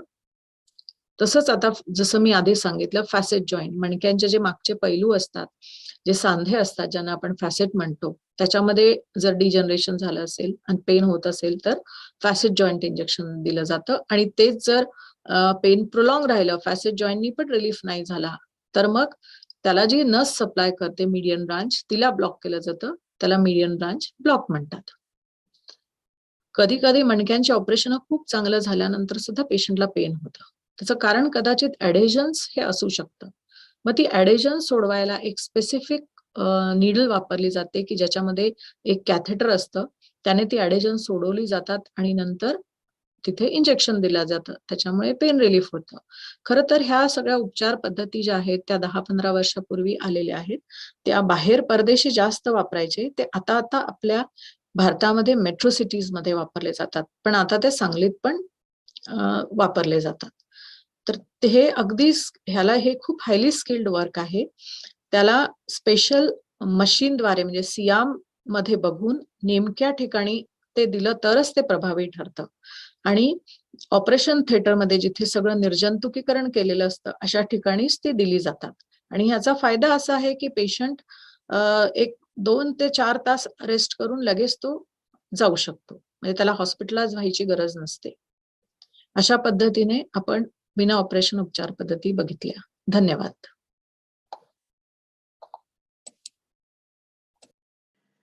आपले तिसरे वक्ते आहेत डॉक्टर हिमांशू कुलकर्णी, जे अतिशय तडफदार आणि एक हसतमुख असं व्यक्तिमत्व आहे की जे अस्थिरोग तज्ज्ञ आहेत. ते कृष्णा मेडिकलमधून MS झाले. त्यानंतर त्यांनी एओ फेलोशिप, जी आम्ही ऑर्थोपेडिक्समध्ये एओ फेलोशिप म्हणजे अतिशय मानाची अशी मानली जाते, ते तिथून त्यांनी फेलोशिप केलेली आहे. सिंगापूर आणि जर्मनी येथून शिष्यवृत्ती घेतलेल्या आहेत. ते उत्तम बॅडमिंटनपटू आहेत. त्यांच्या सगळ्या परीक्षेमध्ये ते कायम पहिल्या क्रमांकाने उत्तीर्ण झालेले आहेत. एवढंच नव्हे, ते MUHSच्या CET मध्ये म्हणजे ज्या स्पाईनच्या फेलोशिपसाठीच्या CET मध्ये ते प्रथम क्रमांकाने पास झालेले आहेत. त्यांनी गाण्याचेही बेसिक शिक्षण गंधर्व विश्वविद्यालयामधून घेतलेलं आहे. अतिशय सुंदर गातात. आणखीन बॅडमिंटनपटू तर ते आहेतच, शिवाय त्यांना सामाजिक कामाची ओढ आहे. रोटरी व अन्य NGOजच्या कामामधून ते आपलं सातत्यानं समाजासाठी काहीतरी देत असतात आणि सातत्यानं अगदी गरिबांसाठी वेगवेगळ्या प्रकारचे स्कीम्स उपयोग करून ते ऑपरेशन्सही करत असतात. तर ते आपण पाहूया की त्यांच्या नेमक्या ऑपरेशनच्या काय कारवाया आहेत किंवा ऑपरेशनची इंडिकेशन ज्याला म्हणतो, किंवा ऑपरेशन कधी टाळता येतं आणि ऑपरेशन्स कधी हे करता येतं. त्यांचं सांगली येथे श्रद्धा स्पाईन हब असं एक छान त्याने हॉस्पिटल उभा केलेलं आहे. ते अतिशय सामंजस्यपणे रुग्णांना समजून सांगत असतात की ऑपरेशनची काय आवश्यकता आहे नाही, किंवा अन्य काय कशा प्रकारे दुरुस्त आपल्याला होईल. आणि जरी ते व्यक्तिमत्व अगदी तरुण असलं तरी ते अतिशय तडफदार आणि हसतमुख असल्यामुळे त्यांना निश्चितच त्यांच्याकडे पेशंटचा ओघ असं कायम वाढत असतो. तर आता आपण पाहूया की त्यांना ऑपरेशन आणि कसं टाळता येईल किंवा ऑपरेशनची काय गरज पडल्यावर काय करता येईल याच्याविषयी त्यांच्याकडून ऐकूया. डॉक्टर हिमांशू कुलकर्णी. नमस्कार, मी डॉक्टर हिमांशू कुलकर्णी, मणका विकार तज्ञ. मी माझा आजचा टॉपिक आहे मणक्याची शस्त्रक्रिया करायची तर ती कधी करायची. आता माझ्या आधीचे जे प्रथितयश स्पीकर्स होते, माझे तिन्ही गुरु, त्यांनी तुम्हाला याबद्दल अत्यंत डिटेलमध्ये सांगितलेलं आहे की मणक्याचे आजार होतात ते कशामुळे होतात, मणक्याचे विकार म्हणजे काय, त्यांची कारणं काय आणि त्याच्यावरती उपचार पद्धती काय असतात, आणि मणक्याच्या ऑपरेशन सोडूनच्या उपचार पद्धती काय करता येऊ शकतात, म्हणजे ब्लॉक्स आणि हे जे मॅडमनी सांगितलं. तर ऑपरेशनच्या पूर्वी काय गोष्टी आपण प्रयत्न करू शकतो आणि ऑपरेशन टाळण्याचा किंवा ऑपरेशन शिवाय पेशंटला फरक पडण्याचा प्रयत्न करू शकतो हे झालेलं आहे. आता मी याबद्दल बोलणार आहे की मग हे सगळं झाल्यानंतर ऑपरेशन करायचं तर ते कधी करायचं, आणि करायचं तर का करायचं. तर व्यायाम, औषधं, फिजिओथेरपी, ब्लॉक हे सगळं झालं. आता वेळ आली शस्त्रक्रियेची. तर शस्त्रक्रिया करायची, कधी करायची, का करायची. तर मणक्याच्या शस्त्रक्रियेबद्दल एक अत्यंत कॉमन गैरसमज असतो की काहीही करा पण मणक्याचं ऑपरेशन करून घेऊ नका. तुम्हाला बरेच लोक सांगतील, तुमच्या आजूबाजूचे लोक भेटतील, आणि माझ्याकडचा येणारा प्रत्येकच पेशंट मला हे सांगत असतो की सर सगळे म्हणतात की काही पण करा पण मणक्याचं ऑपरेशन नको करायला. मग ते मणक्याचं ऑपरेशन केलं की पेशंट झोपून राहतो, कामातून जातो, मग ते नंतर चालता येईल का, मग कायमची कंबरदुखी राहील का वगैरे अनंत प्रमाणात गैरसमज, मी शब्द त्यामुळे अगदी व्यवस्थित वापरलाय, समज नाही, हे अर्थातच गैरसमज आहे, हे जनमानसात खूप खोलवर रुजलेले आहेत आणि ही भीती लोकांमध्ये खूप प्रमाणात आहे. तर मणक्याचं ऑपरेशन नको, मग ते पूर्वी आमच्या एक 30 वर्षापूर्वी आमच्या ओळखीच्या कोणाचं तरी एकाचं ऑपरेशन झालं होतं, मग ते झोपून राहिला, मग पाय त्याचा दुखायचा गेला नाही, असे जे पेशंट मला सांगतात त्यांना मी कायम एकच गोष्ट सांगतो की 30 वर्षापूर्वी तुमच्या घरी जो टीव्ही होता आणि 20 वर्षापूर्वी तुमच्या हातातला जो मोबाईल होता तो सेम आहे का? नाही. आता ह्या सगळ्या गोष्टी कित्येक पटीने तुमच्या हातातल्या आणि दिवाणखान्यातल्या टीव्ही सुधारलेला आहे. तर जशी टेक्नॉलॉजी तुमच्या हातातल्या फोनमध्ये आणि तुमच्या दिवाणखान्यातल्या टीव्ही मध्ये बदलली, तशीच ती टेक्नॉलॉजी आमच्या ऑपरेशन थिएटरमध्ये सुद्धा बदलली. म्हणजे 30 वर्षापूर्वी ज्या प्रकारचे मायक्रोस्कोप किंवा अत्याधुनिक हत्यारं आमच्याकडे अवेलेबल होती, त्यापेक्षा ही आता 30 वर्ष पुढे गेलेली अजून अत्याधुनिक हत्यारं म्हणता येणार नाही, पण ऑपरेशनसाठी लागणारी आयुध आहेत. तर मायक्रोस्कोप्स आहेत, न्यूरो मॉनिटरिंग आहे, उत्कृष्ट दर्जाची स्क्रूज आहेत. तर ही टेक्नॉलॉजी फक्त तुमच्याकडे नाही बदलली, आमच्याकडे बदलली. त्यामुळे आजच्याच काळामध्ये मणक्याचं ऑपरेशन ही अत्यंत सुरक्षित आणि खात्रीदायकरित्या रिझल्ट देणारी गोष्ट आहे. त्यामुळे मणक्याची शस्त्रक्रिया ही आता जे लोक घाबरतात त्याला मी अगदी स्पष्टपणे म्हणू शकेल की हा फक्त एक बागुलबो आहे, यात तथ्य काहीच नाही. ही ऑपरेशन अत्यंत सुरक्षित आणि यशस्वी असतात. तर गरज पडली तर ती न घाबरता डोळे झाकून करून घ्यायला हरकत नाही. तर मग तुम्ही म्हणाल मग गरज पडली तर म्हणजे कधी? मग गरज पडल्यावर काय? आता गरज पडेल तेव्हा म्हणजे मणक्याचं ऑपरेशन करायचं असेल तर त्यातलं सर्वात पहिलं इंडिकेशन किंवा सर्वात पहिलं कारण की सर्व प्रयत्न थकल्यावर. मणक्याचं ऑपरेशन कधी करून घ्यावं की ऑपरेशन टाळण्याचे किंवा दुखणं, ऑपरेशन विना दुखणं कमी करण्याचे सर्व प्रयत्न जेव्हा थकतील तेव्हा मात्र ऑपरेशनचा विचार करायला पाहिजे. म्हणजे काय की माझी औषधं घेऊन झाली, माझे फिजिओथेरपिस्टनी सांगितलेले व्यायाम करून झाले, पेन ब्लॉक झाला, मणक्यातले इंजेक्शन करून झालं, पण माझं दुखणं काय कमी होत नाही, तर आता काय करावं? तर आता ऑपरेशन करून घ्यावं. कारण तुमचं दुखणं जर अशा लेवलला आहे की ज्यांनी औषधं तुमची घेऊन झालेली आहेत, व्यायाम करून झालेले आहेत, मणक्यातलं इंजेक्शन घेतलेलं आहे, तर आता ऑपरेशन म्हणजे काय म्हणतात, ऑपरेशन टाळण्याचे किंवा ऑपरेशन पुढे ढकलण्याचे किंवा बिना ऑपरेशनचे बरं होण्याचे सर्व प्रयत्न आता संपलेले आहेत. तर केवळ ऑपरेशनची भीती म्हणून शांत बसणे किंवा ऑपरेशनची भीती म्हणून दुखणं अंगावर काढणे किंवा पुढे ढकलणे आणि दुखणं सहन करून जगत राहणे, हे करण्यापेक्षा हे सगळे प्रयत्न जर तुमचे करून झाले असतील तर आता न घाबरता ऑपरेशनला सामोरं जायला काही हरकत नाही, असा आमचा तज्ञांचा सल्ला आहे. तर ऑपरेशन करण्याचं सर्वात पहिलं कारण म्हणजे काय, सर्व प्रयत्न थकले पण दुखणं थकलं नाही. दुखणं आहे तसंच आहे, त्रास आहे तसंच आहे, चालण्याला त्रास होतो, पाय दुखतो, काही अंतर चाललं तर बसायला लागतं किंवा हात पूर्ण दुखतोय, हातात मुंग्या येत आहेत, या सगळ्या गोष्टी झाल्या आणि औषधं व्यायाम सगळं करून झालं असेल तर न घाबरता डोळे झाकून ऑपरेशन करून घ्या. दुसरं महत्वाचं कारण, सर्वात महत्वाचं इंडिकेशन म्हणजे धोक्याची घंटा वाजल्यानंतर. म्हणजे आता धोक्याची घंटा म्हणजे काय की बऱ्याच वेळेला अशा गोष्टी असतात की जेव्हा दुखणं असतं किंवा बाकी गोष्टी असतात तेव्हा डॉक्टर पेशंटना सांगतात की हे दुखणं कधीतरी कमी करायला पाहिजे, तुमच्या सोयीने तुमच्या सवडीने ऑपरेशन करून घ्या. तेव्हा ऑपरेशन कधी करून घ्यायचं हा चॉईस किंवा हा निर्णय पेशंटचा असतो. पण काही धोक्याच्या घंटा असतात की ज्या तुम्हाला भविष्यात खूप धोकादायक ठरू शकतात, तेव्हा डॉक्टरच इन्सिस्ट करतात की आता वेळ नाहीये, हे लवकरात लवकर करून घ्या, ही पुढे ढकलण्यासारखी गोष्ट नाही. तर ह्या धोकाच्या घंटा वाजल्या किंवा ह्या धोकाच्या घंटा म्हणजे ह्या गोष्टी जर तुमच्या शरीरामध्ये दिसत असतील तर ऑपरेशन लवकरात लवकर करून घेणं हाच मोठा शहाणपणा आहे. तर या धोक्याच्या घंटा म्हणजे काय की हातातली किंवा पायातली ताकद कमी झाली आहे, तुमच्या संडास लघवीवरचा ताबा कमी झालाय किंवा तुमचा चालताना तोल जातोय किंवा संडास लघवीच्या भागामध्ये सुंदपणा जाणवतोय, ह्या गोष्टी जर असतील तर लवकरात लवकर ऑपरेशन करून घेणं हे केव्हाही शहाणपणाचं ठरेल. कारण ह्या गोष्टी एकदा परमनंट झाल्या म्हणजे आता तुमच्या पायातली ताकद एकदा गेली, मग 2 महिन्यांनी तुम्ही ऑपरेशन करून घेतलं किंवा नाही घेतलं या गोष्टींनी फार फरक पडत नाही, कारण ती नस जी खराब झालेली असते ती कायमची खराब होते. तर ह्या धोक्याच्या घंटा वाजायला लागल्यानंतर तुम्ही जेवढ्या लवकरात लवकर ऑपरेशन कराल तेवढी ती नस मोकळी होऊन तुमच्या रिकव्हरीचे चान्सेस सर्वात जास्त असतात. म्हणजे माझ्या आज पायातली ताकद गेली आणि मी उद्याच्या उद्या ऑपरेशन करून घेतलं किंवा लवकरात लवकर ऑपरेशन करून घेतलं तर ती माझी पायातली ताकद परत येण्याचा चान्स हा चांगला असेल. हे जर मी 6 महिन्यांनी ऑपरेशन केलं तर मग तुम्ही ऑपरेशन केलं काय आणि नाही केलं काय ह्या गोष्टींनी फरक पडत नाही. आणि अशा गंभीर गोष्टी की संडास लघवीवरील ताबा कमी होणे, जर संडास लघवीवरचा ताबा तुमचा आला नाही तर एक आयुष्यभर तुम्हाला लघवीची नळी घेऊन फिरायला लागतं आणि ह्याच्यापेक्षा वाईट आयुष्य काय नाही. चालताना तोल जातोय, तर चालताना तोल तुम्ही जात आहे आणि तुम्ही ऑपरेशन करून घेत नाहीये, ऑपरेशन नको म्हणून घाबरत आहे, तर एक दिवस असा येणार की तुम्हाला चालताही येणार नाही, तुम्हाला व्हीलचेअर मध्ये बसून डॉक्टरकडे यायला लागणार. तर ह्या काही धोक्याच्या घंटा आहेत. तर पेशंटना आम्ही सांगतो की ही धोक्याची घंटा जर वाजते असं तुमच्या लक्षात आलं तर आता तुम्हाला घालवायला वेळ नाही. जेवढ्या लवकर तुम्ही ऑपरेशन करून घ्याल तेवढे हे एकतर पुढचा धोका टळेल आणि आहे त्याच्या रिकव्हरीचे चान्सेस तेव्हाच असतील जेव्हा तुम्ही लवकरात लवकर हे करून घ्याल. ह्या सगळ्या गोष्टी एकदा झाल्या की त्याच्यानंतर 6 महिने 1 वर्षांनी तुमचं ऑपरेशन करायचा मनाचा निर्धार झाला तर तेव्हा त्या निर्धाराचा काही उपयोग नाही, कारण 6 महिन्यांनी ऑपरेशन केल्यानंतर हे झालेले प्रॉब्लेम परत किती बरे होतील याचं काहीच शाश्वती देता येत नाही, कारण एक नस एकदा खराब झाली की ती खराब झाली. चौथी महत्वाची गोष्ट म्हणजे पुढील धोका टाळण्यासाठी. आता मी तुम्हाला मागे काही 4-5 धोके सांगितले. MRI मध्ये बघितल्यानंतर किंवा पेशंटला तपासल्यानंतर आपल्याला बऱ्याच वेळेला लक्षात येतं की ह्या पेशंटला या मागच्यापैकी काही धोके होण्याची शक्यता आहे.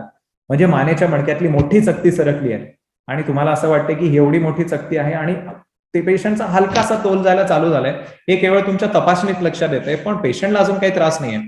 तर अशा वेळेला बऱ्याच वेळेला तुम्ही पेशंटला सांगितलं किंवा अजून एक उदाहरण म्हणजे थोडासा संडास लघवीच्या भागात सुंदपणा जाणवायला लागलेला आहे, जे तुम्हाला तपासणीत कळते, पण पेशंटला त्याचा त्रास नाहीये. बऱ्याच वेळेला पेशंटला अशा वेळेला ऑपरेशन सांगितलं की पेशंटला पटत नाही. ते म्हणतात, अहो तुम्ही काय MRI बघून ऑपरेशन सांगताय, मला ह्यातला काहीच त्रास नाहीये, तर ऑपरेशन कशाला करून घेऊ. तर तेव्हा ते ऑपरेशन त्या हिशोबाने तो त्रास होऊ नये ह्यासाठी असतं. म्हणजे कमरेच्या मडक्यातली मोठी चकती सरकली आहे, ती इतकी मोठी आहे की एखादा हादरा पेशंटला घरी जाताना बसला तर ती अजून नस दाबून संडास लघवीवरचा ताबा घालवायची शक्यता आहे. तर डॉक्टरांना ह्या साधारण भविष्यात होणाऱ्या त्रासाचा अंदाज असतो, कारण आम्ही हे रोज बघत असतो.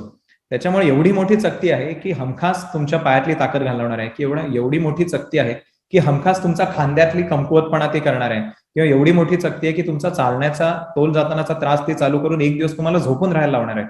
तर अशा वेळेला जेव्हा आपल्याला ह्या गोष्टींचा अंदाज असतो किंवा या गोष्टींची हलकीशी सुरुवात असते जी आपल्याला लक्षात येते, पण पेशंटला कसं पेशंटना कायम असं वाटत असतं की ऑपरेशन तेव्हा करावं किंवा त्रास खूप होईल, पण अशा धोक्याच्या वेळेला खूप त्रास हा बऱ्याच वेळेला तुमचं कायमचं वाटोळ करण्यासारखा असू शकतो. त्यामुळे एवढा त्रास होईपर्यंत थांबणं कधी शहाणपणा नसतो.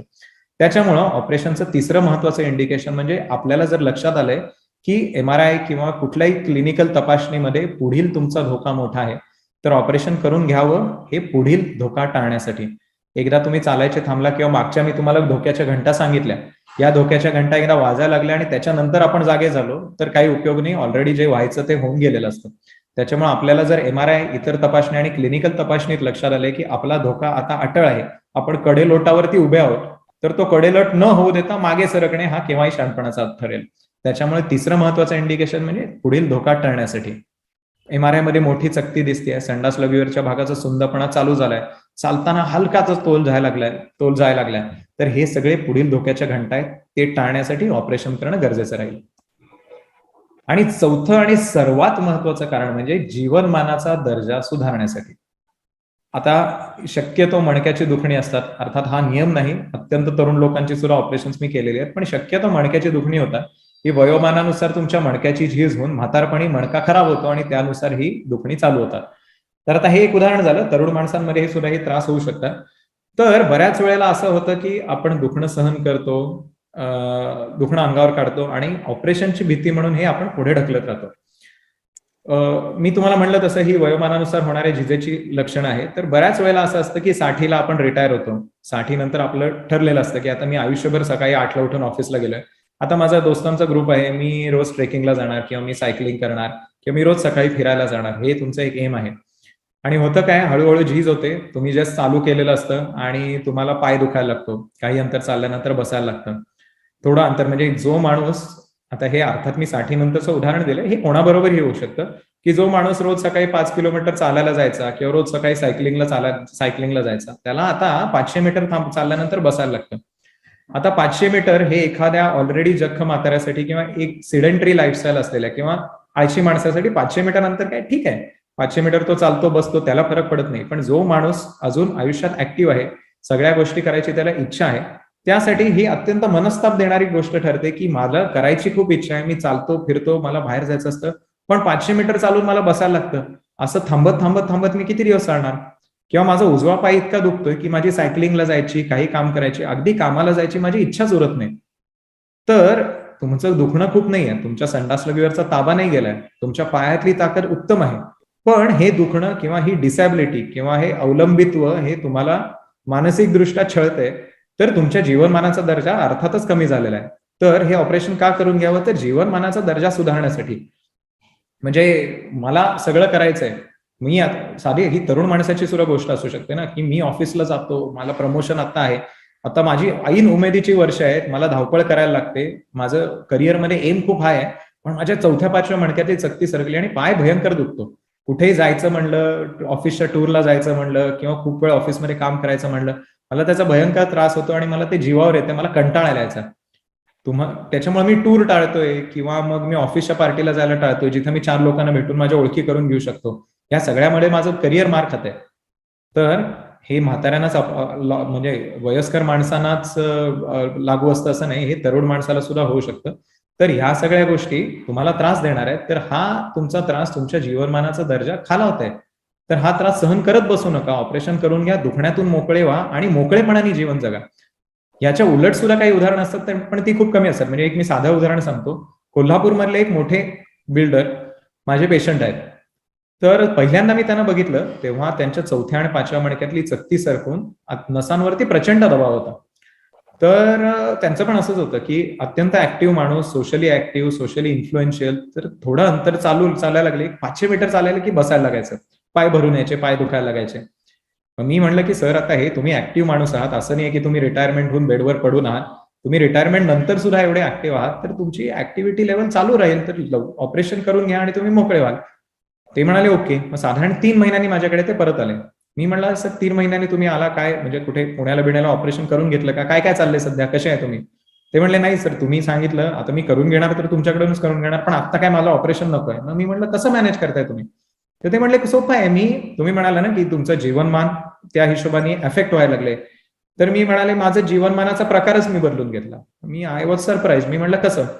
तर त्यांनी सांगितलं की व्हायचं काय, मला 500 मीटर चालल्यानंतर बसायला लागायचं. तर मी आता काय केलंय, माझं ऑफिस मोठ्या कॉम्प्लेक्स आहे, त्यांचं स्वतःच कॉम्प्लेक्स. तर मी गेटपाशी उतरायचो आणि गेट पासून मी चालत जायचो, लॉबी मधून पहिल्या मजल्यावर माझं ऑफिस होतं. तेवढं चालताना मला 2 वेळा थांबायला लागायचं. आता मी काय केलं, गेट मोठं करून घेतलं, माझं ऑफिस ग्राउंड फ्लोअरवर शिफ्ट केलं.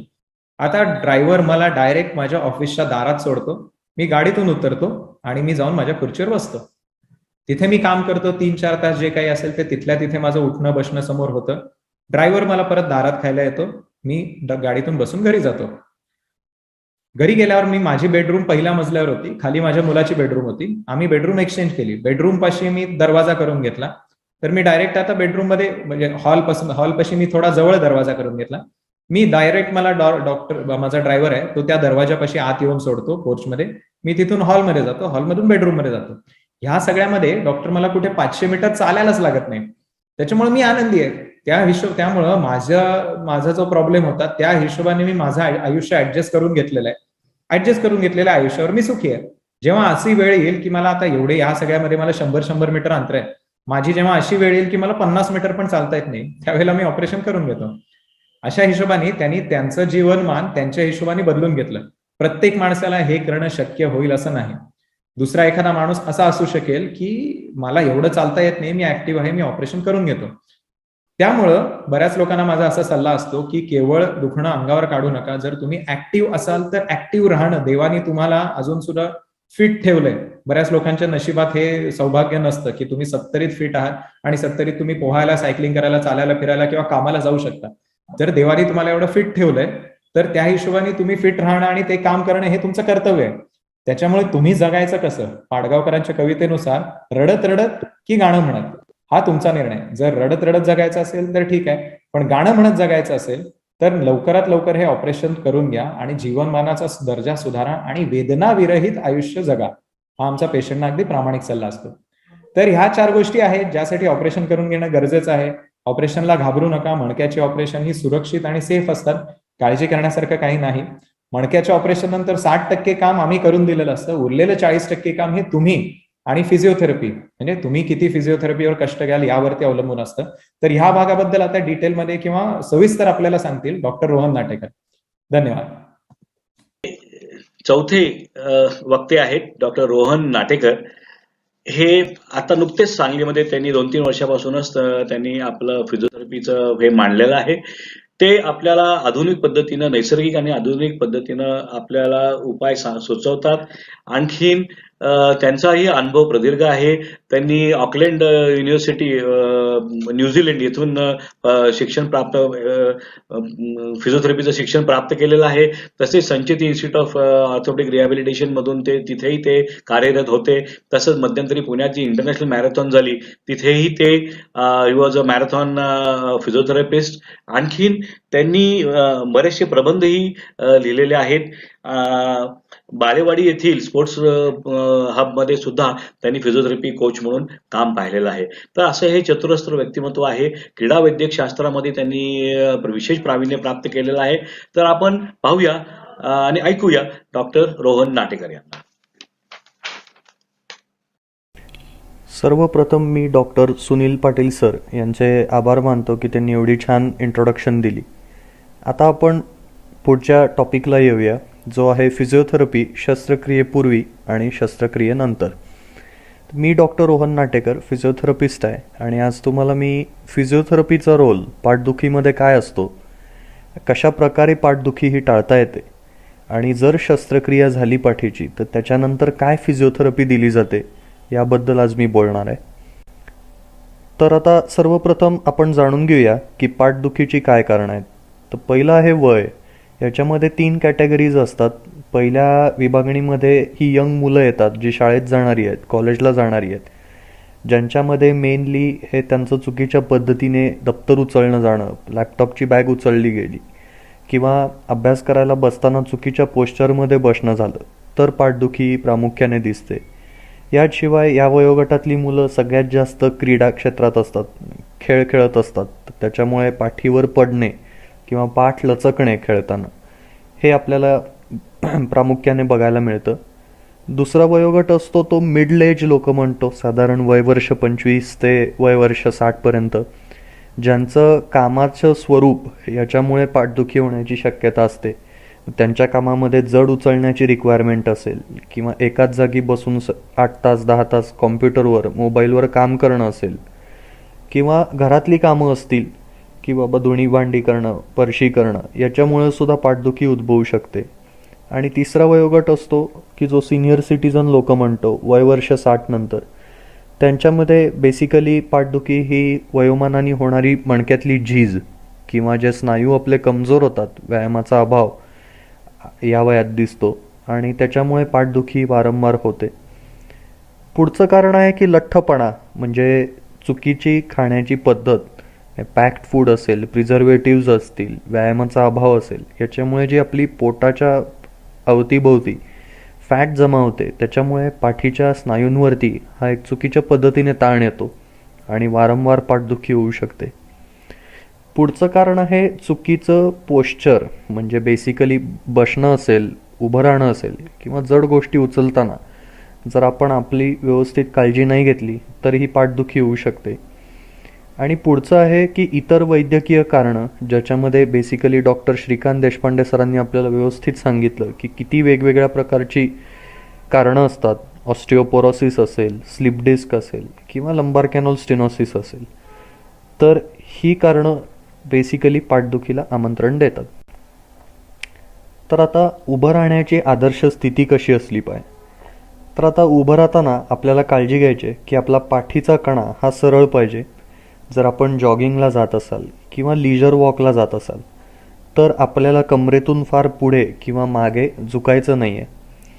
जर शाळेत जाणारी मुलं एकाच खांद्यावरती बॅग लटकवत असतील तर त्यांना आपण सांगणं गरजेचं आहे की बॅग ही दोन्ही खांद्यावरती व्यवस्थित लटकवली पाहिजे आणि ती लोंबकळती नको, पाठीला घट्ट टेकलेली हवी. आता आपण न्यूजपेपर वाचत असू किंवा TV बघत असू तर खुर्चीवर बसल्यानंतर आपण प्रामुख्याने एक महत्त्वाचं टाळायचं आहे की कमरेतून पुढं वाकणं किंवा कमरेतून मागे वाकणं. बसताना खुर्चीच्या पूर्ण मागे जाऊन बसायचं आहे आणि पाठ ही सरळ ठेवायचा प्रयत्न करायचा आहे. जर घरी लहान मुलं हे अभ्यास करत असतील आणि जर पाठीतून पुढे वाकून लिहित असतील किंवा वाचत असतील तर त्यांना आत्तापासूनच सवय लावणं खूप गरजेचं आहे की बाबा पाठीचा कणा हा सरळ राहायला पाहिजे. आता कुठेतरी टेक्नॉलॉजी एवढी इव्हॉल्व्ह होत चालली आहे की माणसाचा कणा हा आधी वानरासारखा सी शेप्ड होता, तो हळूहळू सरळ होत गेला. पण आता मोबाईलचा वापर, कॉम्प्युटरचा वापर याच्यामुळे आपण दिवसेंदिवस परत पाठीतून मानेतून खाली वाकत चालले आहोत. आणि कुठेतरी आता काळजी वाटते की येणाऱ्या काळात कदाचित आपलं पोश्चर हे आधीचा वानर जसा होता त्याच्यासारखं तर नाही ना होणार. आता खूप लोक कोविडमुळे वर्क फ्रॉम होम करतायत, एस्पेशली IT सेक्टरमधली लोक, तर ज्यांचं मेनली काम हे कॉम्प्युटरवरती आहे, मोबाईलवरती आहे. तर आता मी पहिलं तुम्हाला सांगणार आहे की कसं कॉम्प्युटरचा वापर करताना पोश्चर असणं गरजेचं आहे. पहिलं आहे की आपलं कॉम्प्युटर हा म्हणजे मॉनिटर हा साधारण 18 ते 24 इंच लांब असणं गरजेचं आहे. याचं कारण असं आहे की याच्यामध्ये पूर्ण कॉम्प्युटरची स्क्रीन ही कवर होते आणि आपल्याला मान खूप वर खाली करावी लागत नाही, ज्यांनी मानेवरती आणि वरच्या पाठीवरती प्रेशर येत नाही. डोळ्यांनी व्यवस्थित सगळी स्क्रीन कवर होते. दुसरं आहे, आपण खुर्ची निवडताना खुर्चीला 2 गोष्टी असणं खूप गरजेचं आहे. एक, पाठ टेकवायची जागा म्हणजे बॅक सपोर्ट, आणि दुसरा, हात लोंबकळते राहू नयेत यासाठी आर्म सपोर्ट असणं गरजेचं आहे. आपले हात हे व्यवस्थित टेकलेले हवेत खुर्चीच्या हँडलवर, जेणेकरून खांद्यावरती आणि पाठीवरती प्रेशर नाही येणार. खुर्चीवरती बसताना पूर्ण खुर्चीच्या मागे जाऊन बसायचं आहे टेकून. आणि जर खुर्ची उंच असेल खूप तर पायाखाली एक छोटंसं स्टूल घ्यायचं आहे, जेणेकरून पाय लोंबकळते राहणार नाहीत आणि पाठीवर प्रेशर येणार नाही. आता हल्ली सगळेच लोक मोबाईलवरती असतात, यूट्यूबवर व्हिडिओ बघत असतील, व्हॉट्सअपला मेसेज करत असतील किंवा ईमेल चेक करत असतील. ॲटलिस्ट प्रत्येक वेळेला आपण फोन उघडतो त्यावेळेला 5 ते 10 मिनटं तरी फोनवरती जातात आपले. तर तुम्ही बघाल तर आपली मान ही सरळ असते त्यावेळेला साधारण 4.5 ते 5 किलो वजन हे मानेच्या मणक्यांवर येत असतं.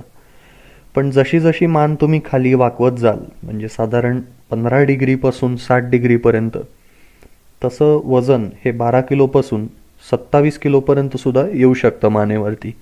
आणि मग त्यांनी खांदेदुखी, मानदुखी यासारखे आजार जडू शकतात.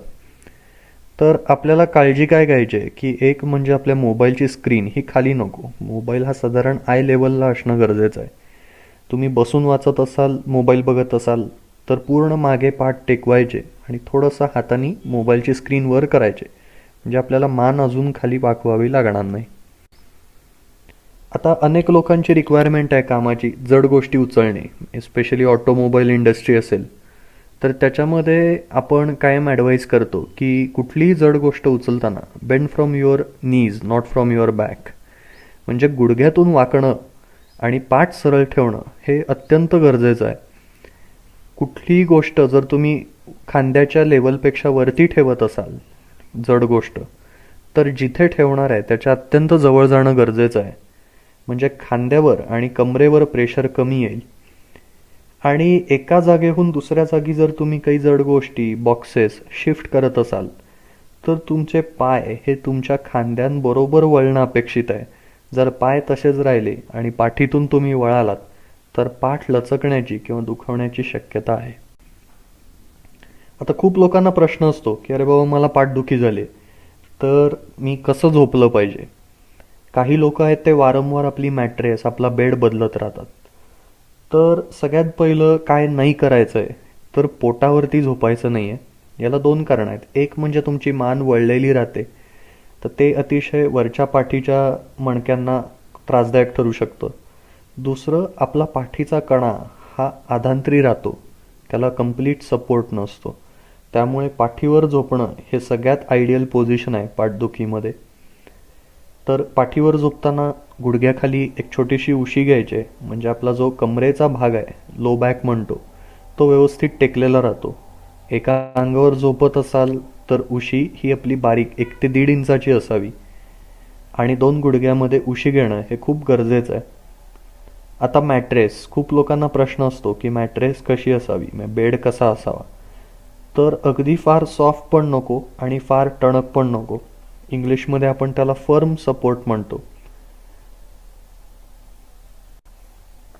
आता जाणून घेऊया फिजिओथेरपीचे काय ट्रीटमेंट ऑप्शन्स आपल्याकडे अवेलेबल आहेत.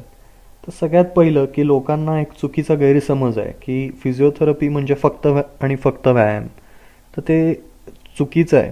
ज्या वेळेला वेदना जास्त असतात, पेशंटला खूप पेन होत असतं, त्यावेळेला व्यायाम घेणं किंवा करणं हे पॉसिबल नसतं.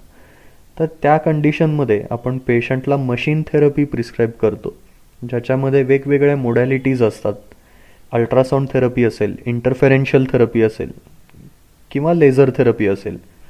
याच्यामुळे, या मशीनमुळे आपण अवघडलेला स्नायू हा सैल करण्याचा प्रयत्न करतो, त्याला रक्तपुरवठा वाढवतो, त्याची हिलिंग प्रोसेस फास्ट करतो आणि एकदा वेदना कमी झाल्या की मग त्याला आपण मॅन्युअल थेरपी म्हणजे जे आपली मणक्यामधली हालचाल आहे ती फिजिओथेरपिस्ट आपल्या हाताच्या साहाय्याने किंवा इन्स्ट्रुमेंटच्या साहाय्याने ती वाढवतात, गरज असल्यास ट्रॅक्शन देतात आणि मग आपण पेशंटला एकदा त्याचं पेन हे साधारण 70 ते 80% कमी झालं की आपण व्यायाम प्रिस्क्राईब करतो.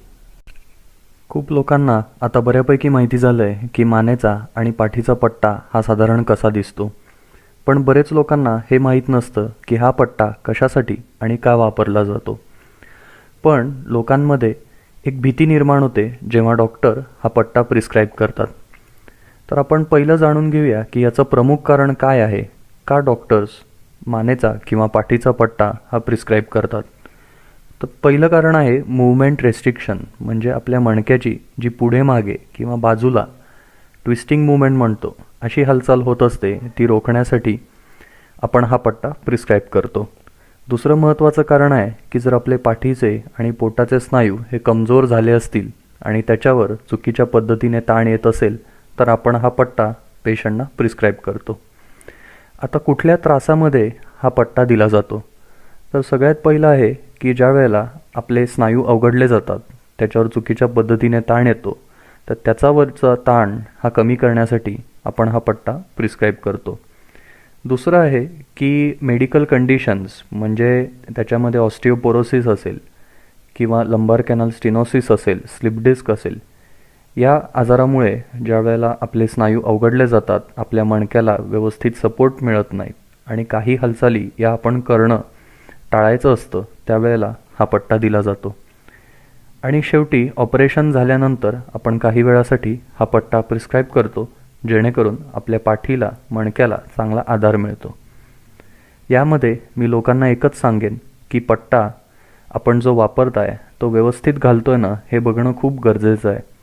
तसंच हा पट्टा बेल्ट म्हणजेच बेल्ट बरोबर साईजचा आहे ना आणि खूप जुना तर नाही ना, हेही पाहणं तितकंच गरजेचं आहे. आता खूप लोक योगासनं करतायत हल्ली, अवेअरनेस खूप वाढला आहे योगासनाबद्दल. तर बरेच लोक विचारतात साधारण कुठली आसनं केली पाहिजेत जेणेकरून तुमच्या म्हणजे पाठदुखी टाळता येईल. तर मी पहिली गोष्ट कायम पेशंटना सांगतो की तुम्ही ज्यावेळेला फिट असाल त्यावेळेला तुम्ही योगासनं केलीत तर काहीच हरकत नाही. पण जर तुम्हाला पाठदुखी असेल तर तुम्ही ते फिजिओथेरपिस्ट किंवा डॉक्टरकडे जाऊन चेक करणं गरजेचं आहे की आपल्याला नक्की काय आजार झाला आहे. जर फक्त स्नायू अवघडले असतील तर तुम्ही त्याचं स्ट्रेचिंग एक्सरसाइजेस आणि इतर आसनं करू शकता. पण जर गादी सरकली असेल किंवा ऑस्टिओपोरोसिस झाला असेल तर त्या कंडिशनमध्ये योगासनं करणं हे थोडंफार अवघड ठरू शकतं. दुसरं आहे की आपल्याला योगासनं करताना कुठली केली पाहिजेत. तर पहिलं आहे धनुरासन, दुसरं आहे मार्जरासन म्हणतो किंवा बलासन म्हणतो, ज्याला चाइल्ड्स पोज स्ट्रेच म्हणतो आपण इंग्लिशमध्ये, आणि दोन्ही गुडघे छातीजवळ ओढून धरणं पवनमुक्तासन. या चारही व्यायामामध्ये पाठीवरचे स्नायू हे चांगल्या प्रकारे स्ट्रेच केले जातात आणि भविष्यातली पाठदुखी ही बऱ्यापैकी या आसनाने टळू शकते. आता WHO म्हणजे वर्ल्ड हेल्थ ऑर्गनायझेशनचा काय व्यायामाचा सल्ला आहे. तर पहिलं आहे की मी सांगितलं की लठ्ठपणा याच्यामुळे पाठदुखी खूप होते.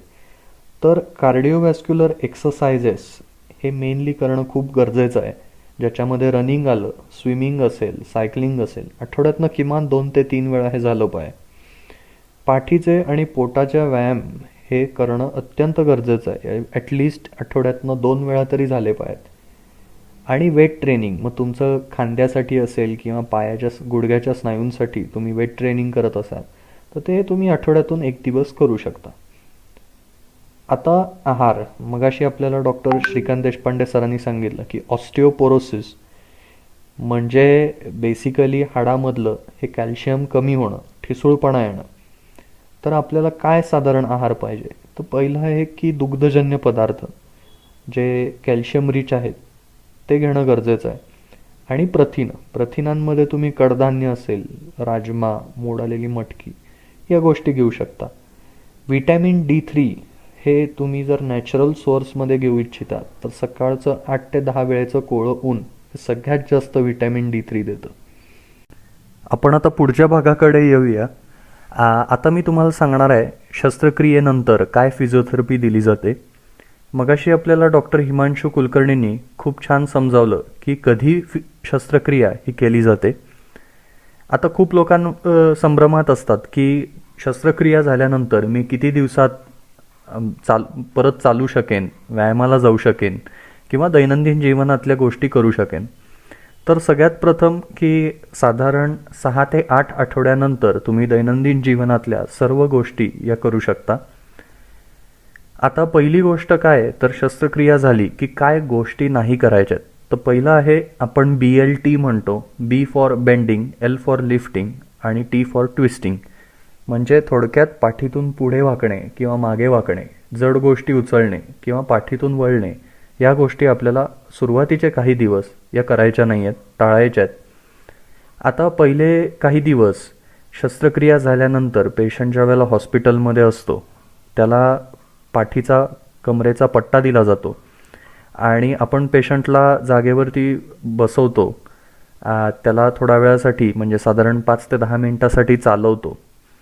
त्यानंतर पोटाचे सौम्य व्यायाम चालू करतो आणि हाताचे आणि पायाचे व्यायाम हे हॉस्पिटलमध्ये असल्यापासूनच आपण चालू करतो, जेणेकरून जर पेशंट खूप दिवस आडवा राहिला बेडवरती तर त्याच्या हाताला किंवा पायाला सूज येऊ शकते. तर ते आपण टाळण्यासाठी हातापायांचे व्यायाम हे इमिजिएट बेसिसवर चालू करतो. साधारण 4 ते 6 आठवड्यानंतर एकदा सुचर साईट कम्प्लिटली हील झाली आणि सर्जनच्या सल्ल्यानंतर आपण चांगले पाठीचे आणि पोटाचे स्ट्रेंथ ट्रेनिंग म्हणजे स्नायू बळकटीचे व्यायाम हे चालू करतो. आणि साधारण पेशंटचं रिस्पॉन्स, त्याची प्रगती बघून आपण 8 आठवड्यानंतर पेशंटला दैनंदिन जीवनातल्या गोष्टी चालू करण्यास सल्ला देतो. आता काही गैरसमज आहेत. सगळ्यात पहिलं आहे की लोकांना वाटतं पाठदुखी झाली म्हणजे आपण कंटिन्युअस झोपलं पाहिजे, व्यायाम नको. तर आता नवीन रिसर्च असं सांगतो की जितक्या लवकर तुम्ही व्यायाम कराल तेवढ्या लवकर तुमचे स्नायू हे बळकट होणार आहेत, अवघडलेले स्नायू सैल होणार आहेत. त्यामुळे तुम्ही व्यायाम हे लवकरात लवकर चालू करणं खूप गरजेचं आहे. अजून एक कन्सेप्ट आहे लोकांमध्ये की अरे बाबा जड नको उचलायला, मला पाठदुखी होऊ शकते. तर याच्यामध्ये मी सांगू इच्छितो की तुम्ही जर व्यवस्थित पोश्चर ठेवलं म्हणजे गुडघ्यातून वाकलात, पाठ सरळ ठेवली तर अतिशय साध्या सोप्या व्यवस्थित मार्गाने तुम्ही जड गोष्टी उचलू शकता आणि भविष्यातली पाठदुखी टाळू शकता. आणि तिसरी गोष्ट आहे की जी खूप कॉमन बघतो आम्ही पेशंट्समध्ये की लोक एकदा मानेचा किंवा कमरेचा पट्टा दिला की लाईफ लॉंग ते वापरतात. म्हणजे लोकांना वाटतं तो पट्टा आयुष्यभरासाठी. तर मी असं सांगतो की जर तुम्ही फिजिओथेरपीचे व्यवस्थित व्यायाम केलेत, पोटाचे आणि पाठीचे स्नायू चांगले बळकट केलेत तर तुम्हाला कुठलाही पट्टा हा 2 ते 3 आठवड्याच्या पुढे वापरायला लागणार नाही. तर हा एक चुकीचा कन्सेप्ट आहे लोकांमध्ये की व्यायाम करायच्या ऐवजी आपण पट्टा घालून फिरायला पाहिजे, हालचाल रेस्ट्रिक्ट करायची, तर हे चुकीचं आहे. आता सगळ्यात शेवटी की प्रत्येकाच्या पाठीचा आजार हा वेगळा असतो. म्हणजे बरेच लोक फेसबुकवर, यूट्यूबवर किंवा दुसऱ्याचं बघून तो व्यायाम किंवा ती योगासनं हे करायला जातात. तर मगाशी आपल्याला डॉक्टर श्रीकांत देशपांडे सरांनी अगदी छान सांगितलं की किती वेगवेगळ्या प्रकारची कारणं असू शकतात पाठदुखीमध्ये. प्रत्येकाचा आजार हा वेगळा असतो, त्याची तीव्रता वेगळी असते आणि त्याला जी ट्रीटमेंट, एक्सरसाइजेस असतील किंवा गोळ्या औषधं असतील ही प्रत्येकाची वेगवेगळी प्रतिसाद देत असतात. त्याच्यामुळे तुम्ही तज्ज्ञांना एकदा नक्की विचारा, त्यांना दाखवून घ्या आणि मग त्याच्याप्रमाणेच ते सांगतील तसे व्यायाम आणि औषधं चालू करा. आणि last but not the list, prevention is better than cure. म्हणजे जर एखादी गोष्ट घडून बरं होण्यापेक्षा जर ती टाळता आली तर खूप चांगलं.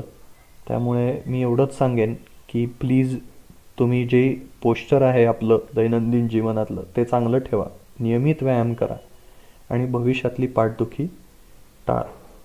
थँक्यू. मी पुन्हा एकदा IMA सांगलीचे आभार मानतो की आज त्यांनी मला ही अपॉर्च्युनिटी दिली. Thank you so much. मित्रो, आता आपण सर्व लोकांची कथाकथनं किंवा वक्तृत्व ऐकलेली आहेत. सगळ्यांचं आपण एकंदरीत जर का सारांश काढायचं म्हटलं तर मगाशी मी म्हटल्याप्रमाणे आपणाला आपली पाठदुखी आपण टाळू शकतो आणि आपण जर का व्यवस्थित ते शास्त्र समजून घेतले तर आपण आपली पाठदुखी आपण टाळू शकतो. काही लोक अशी आहेत की मी पाहिलेली आहेत की 60-60, 70-70 वर्षापर्यंत अजूनही शेतात राहणार किंवा कष्टाची कामं करतायत आणि कधीही त्यांना पाठदुखी शिवलेली नाही.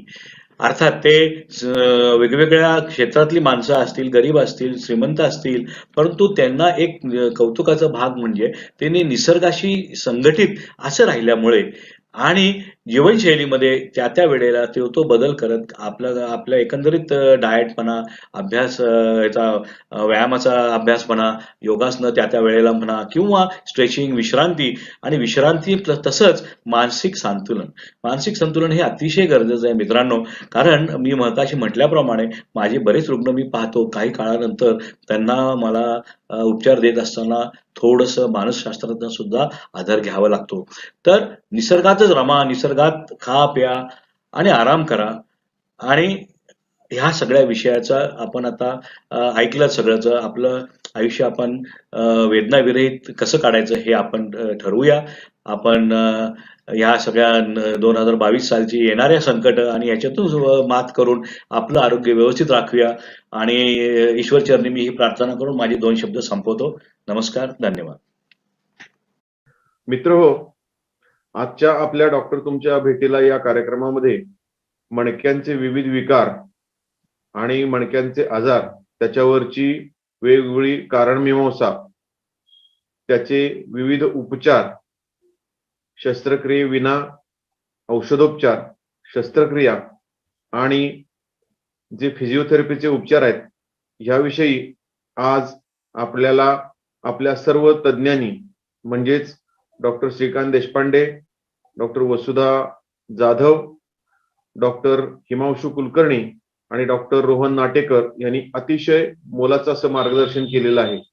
आणि ह्या सर्व टीमची जुळवाजुळव आणि तयारी भारती मेडिकल कॉलेजचे deputy dean doctor Sunil Patil यांनी करून घेतली. अशा अतिशय उद्बोधक कार्यक्रमामुळे समाजात मणक्यांचे आजार आणि विकार याविषयी नक्कीच जागृती होईल. डॉक्टर सुनील पाटील हे सिनियर ऑर्थोपेडिक सर्जन आहेत. गेली 25 वर्ष ते आपल्यासोबत काम करीत आहेत. डॉक्टर श्रीकांत देशपांडे जवळजवळ 20 वर्ष काम करीत आहेत. डॉक्टर रोहन, डॉक्टर हिमांशू हे अतिशय तरुण फिजिओथेरपिस्ट आणि स्पाईनचे सर्जन देखील आपल्या सेवेसाठी उपलब्ध आहेत.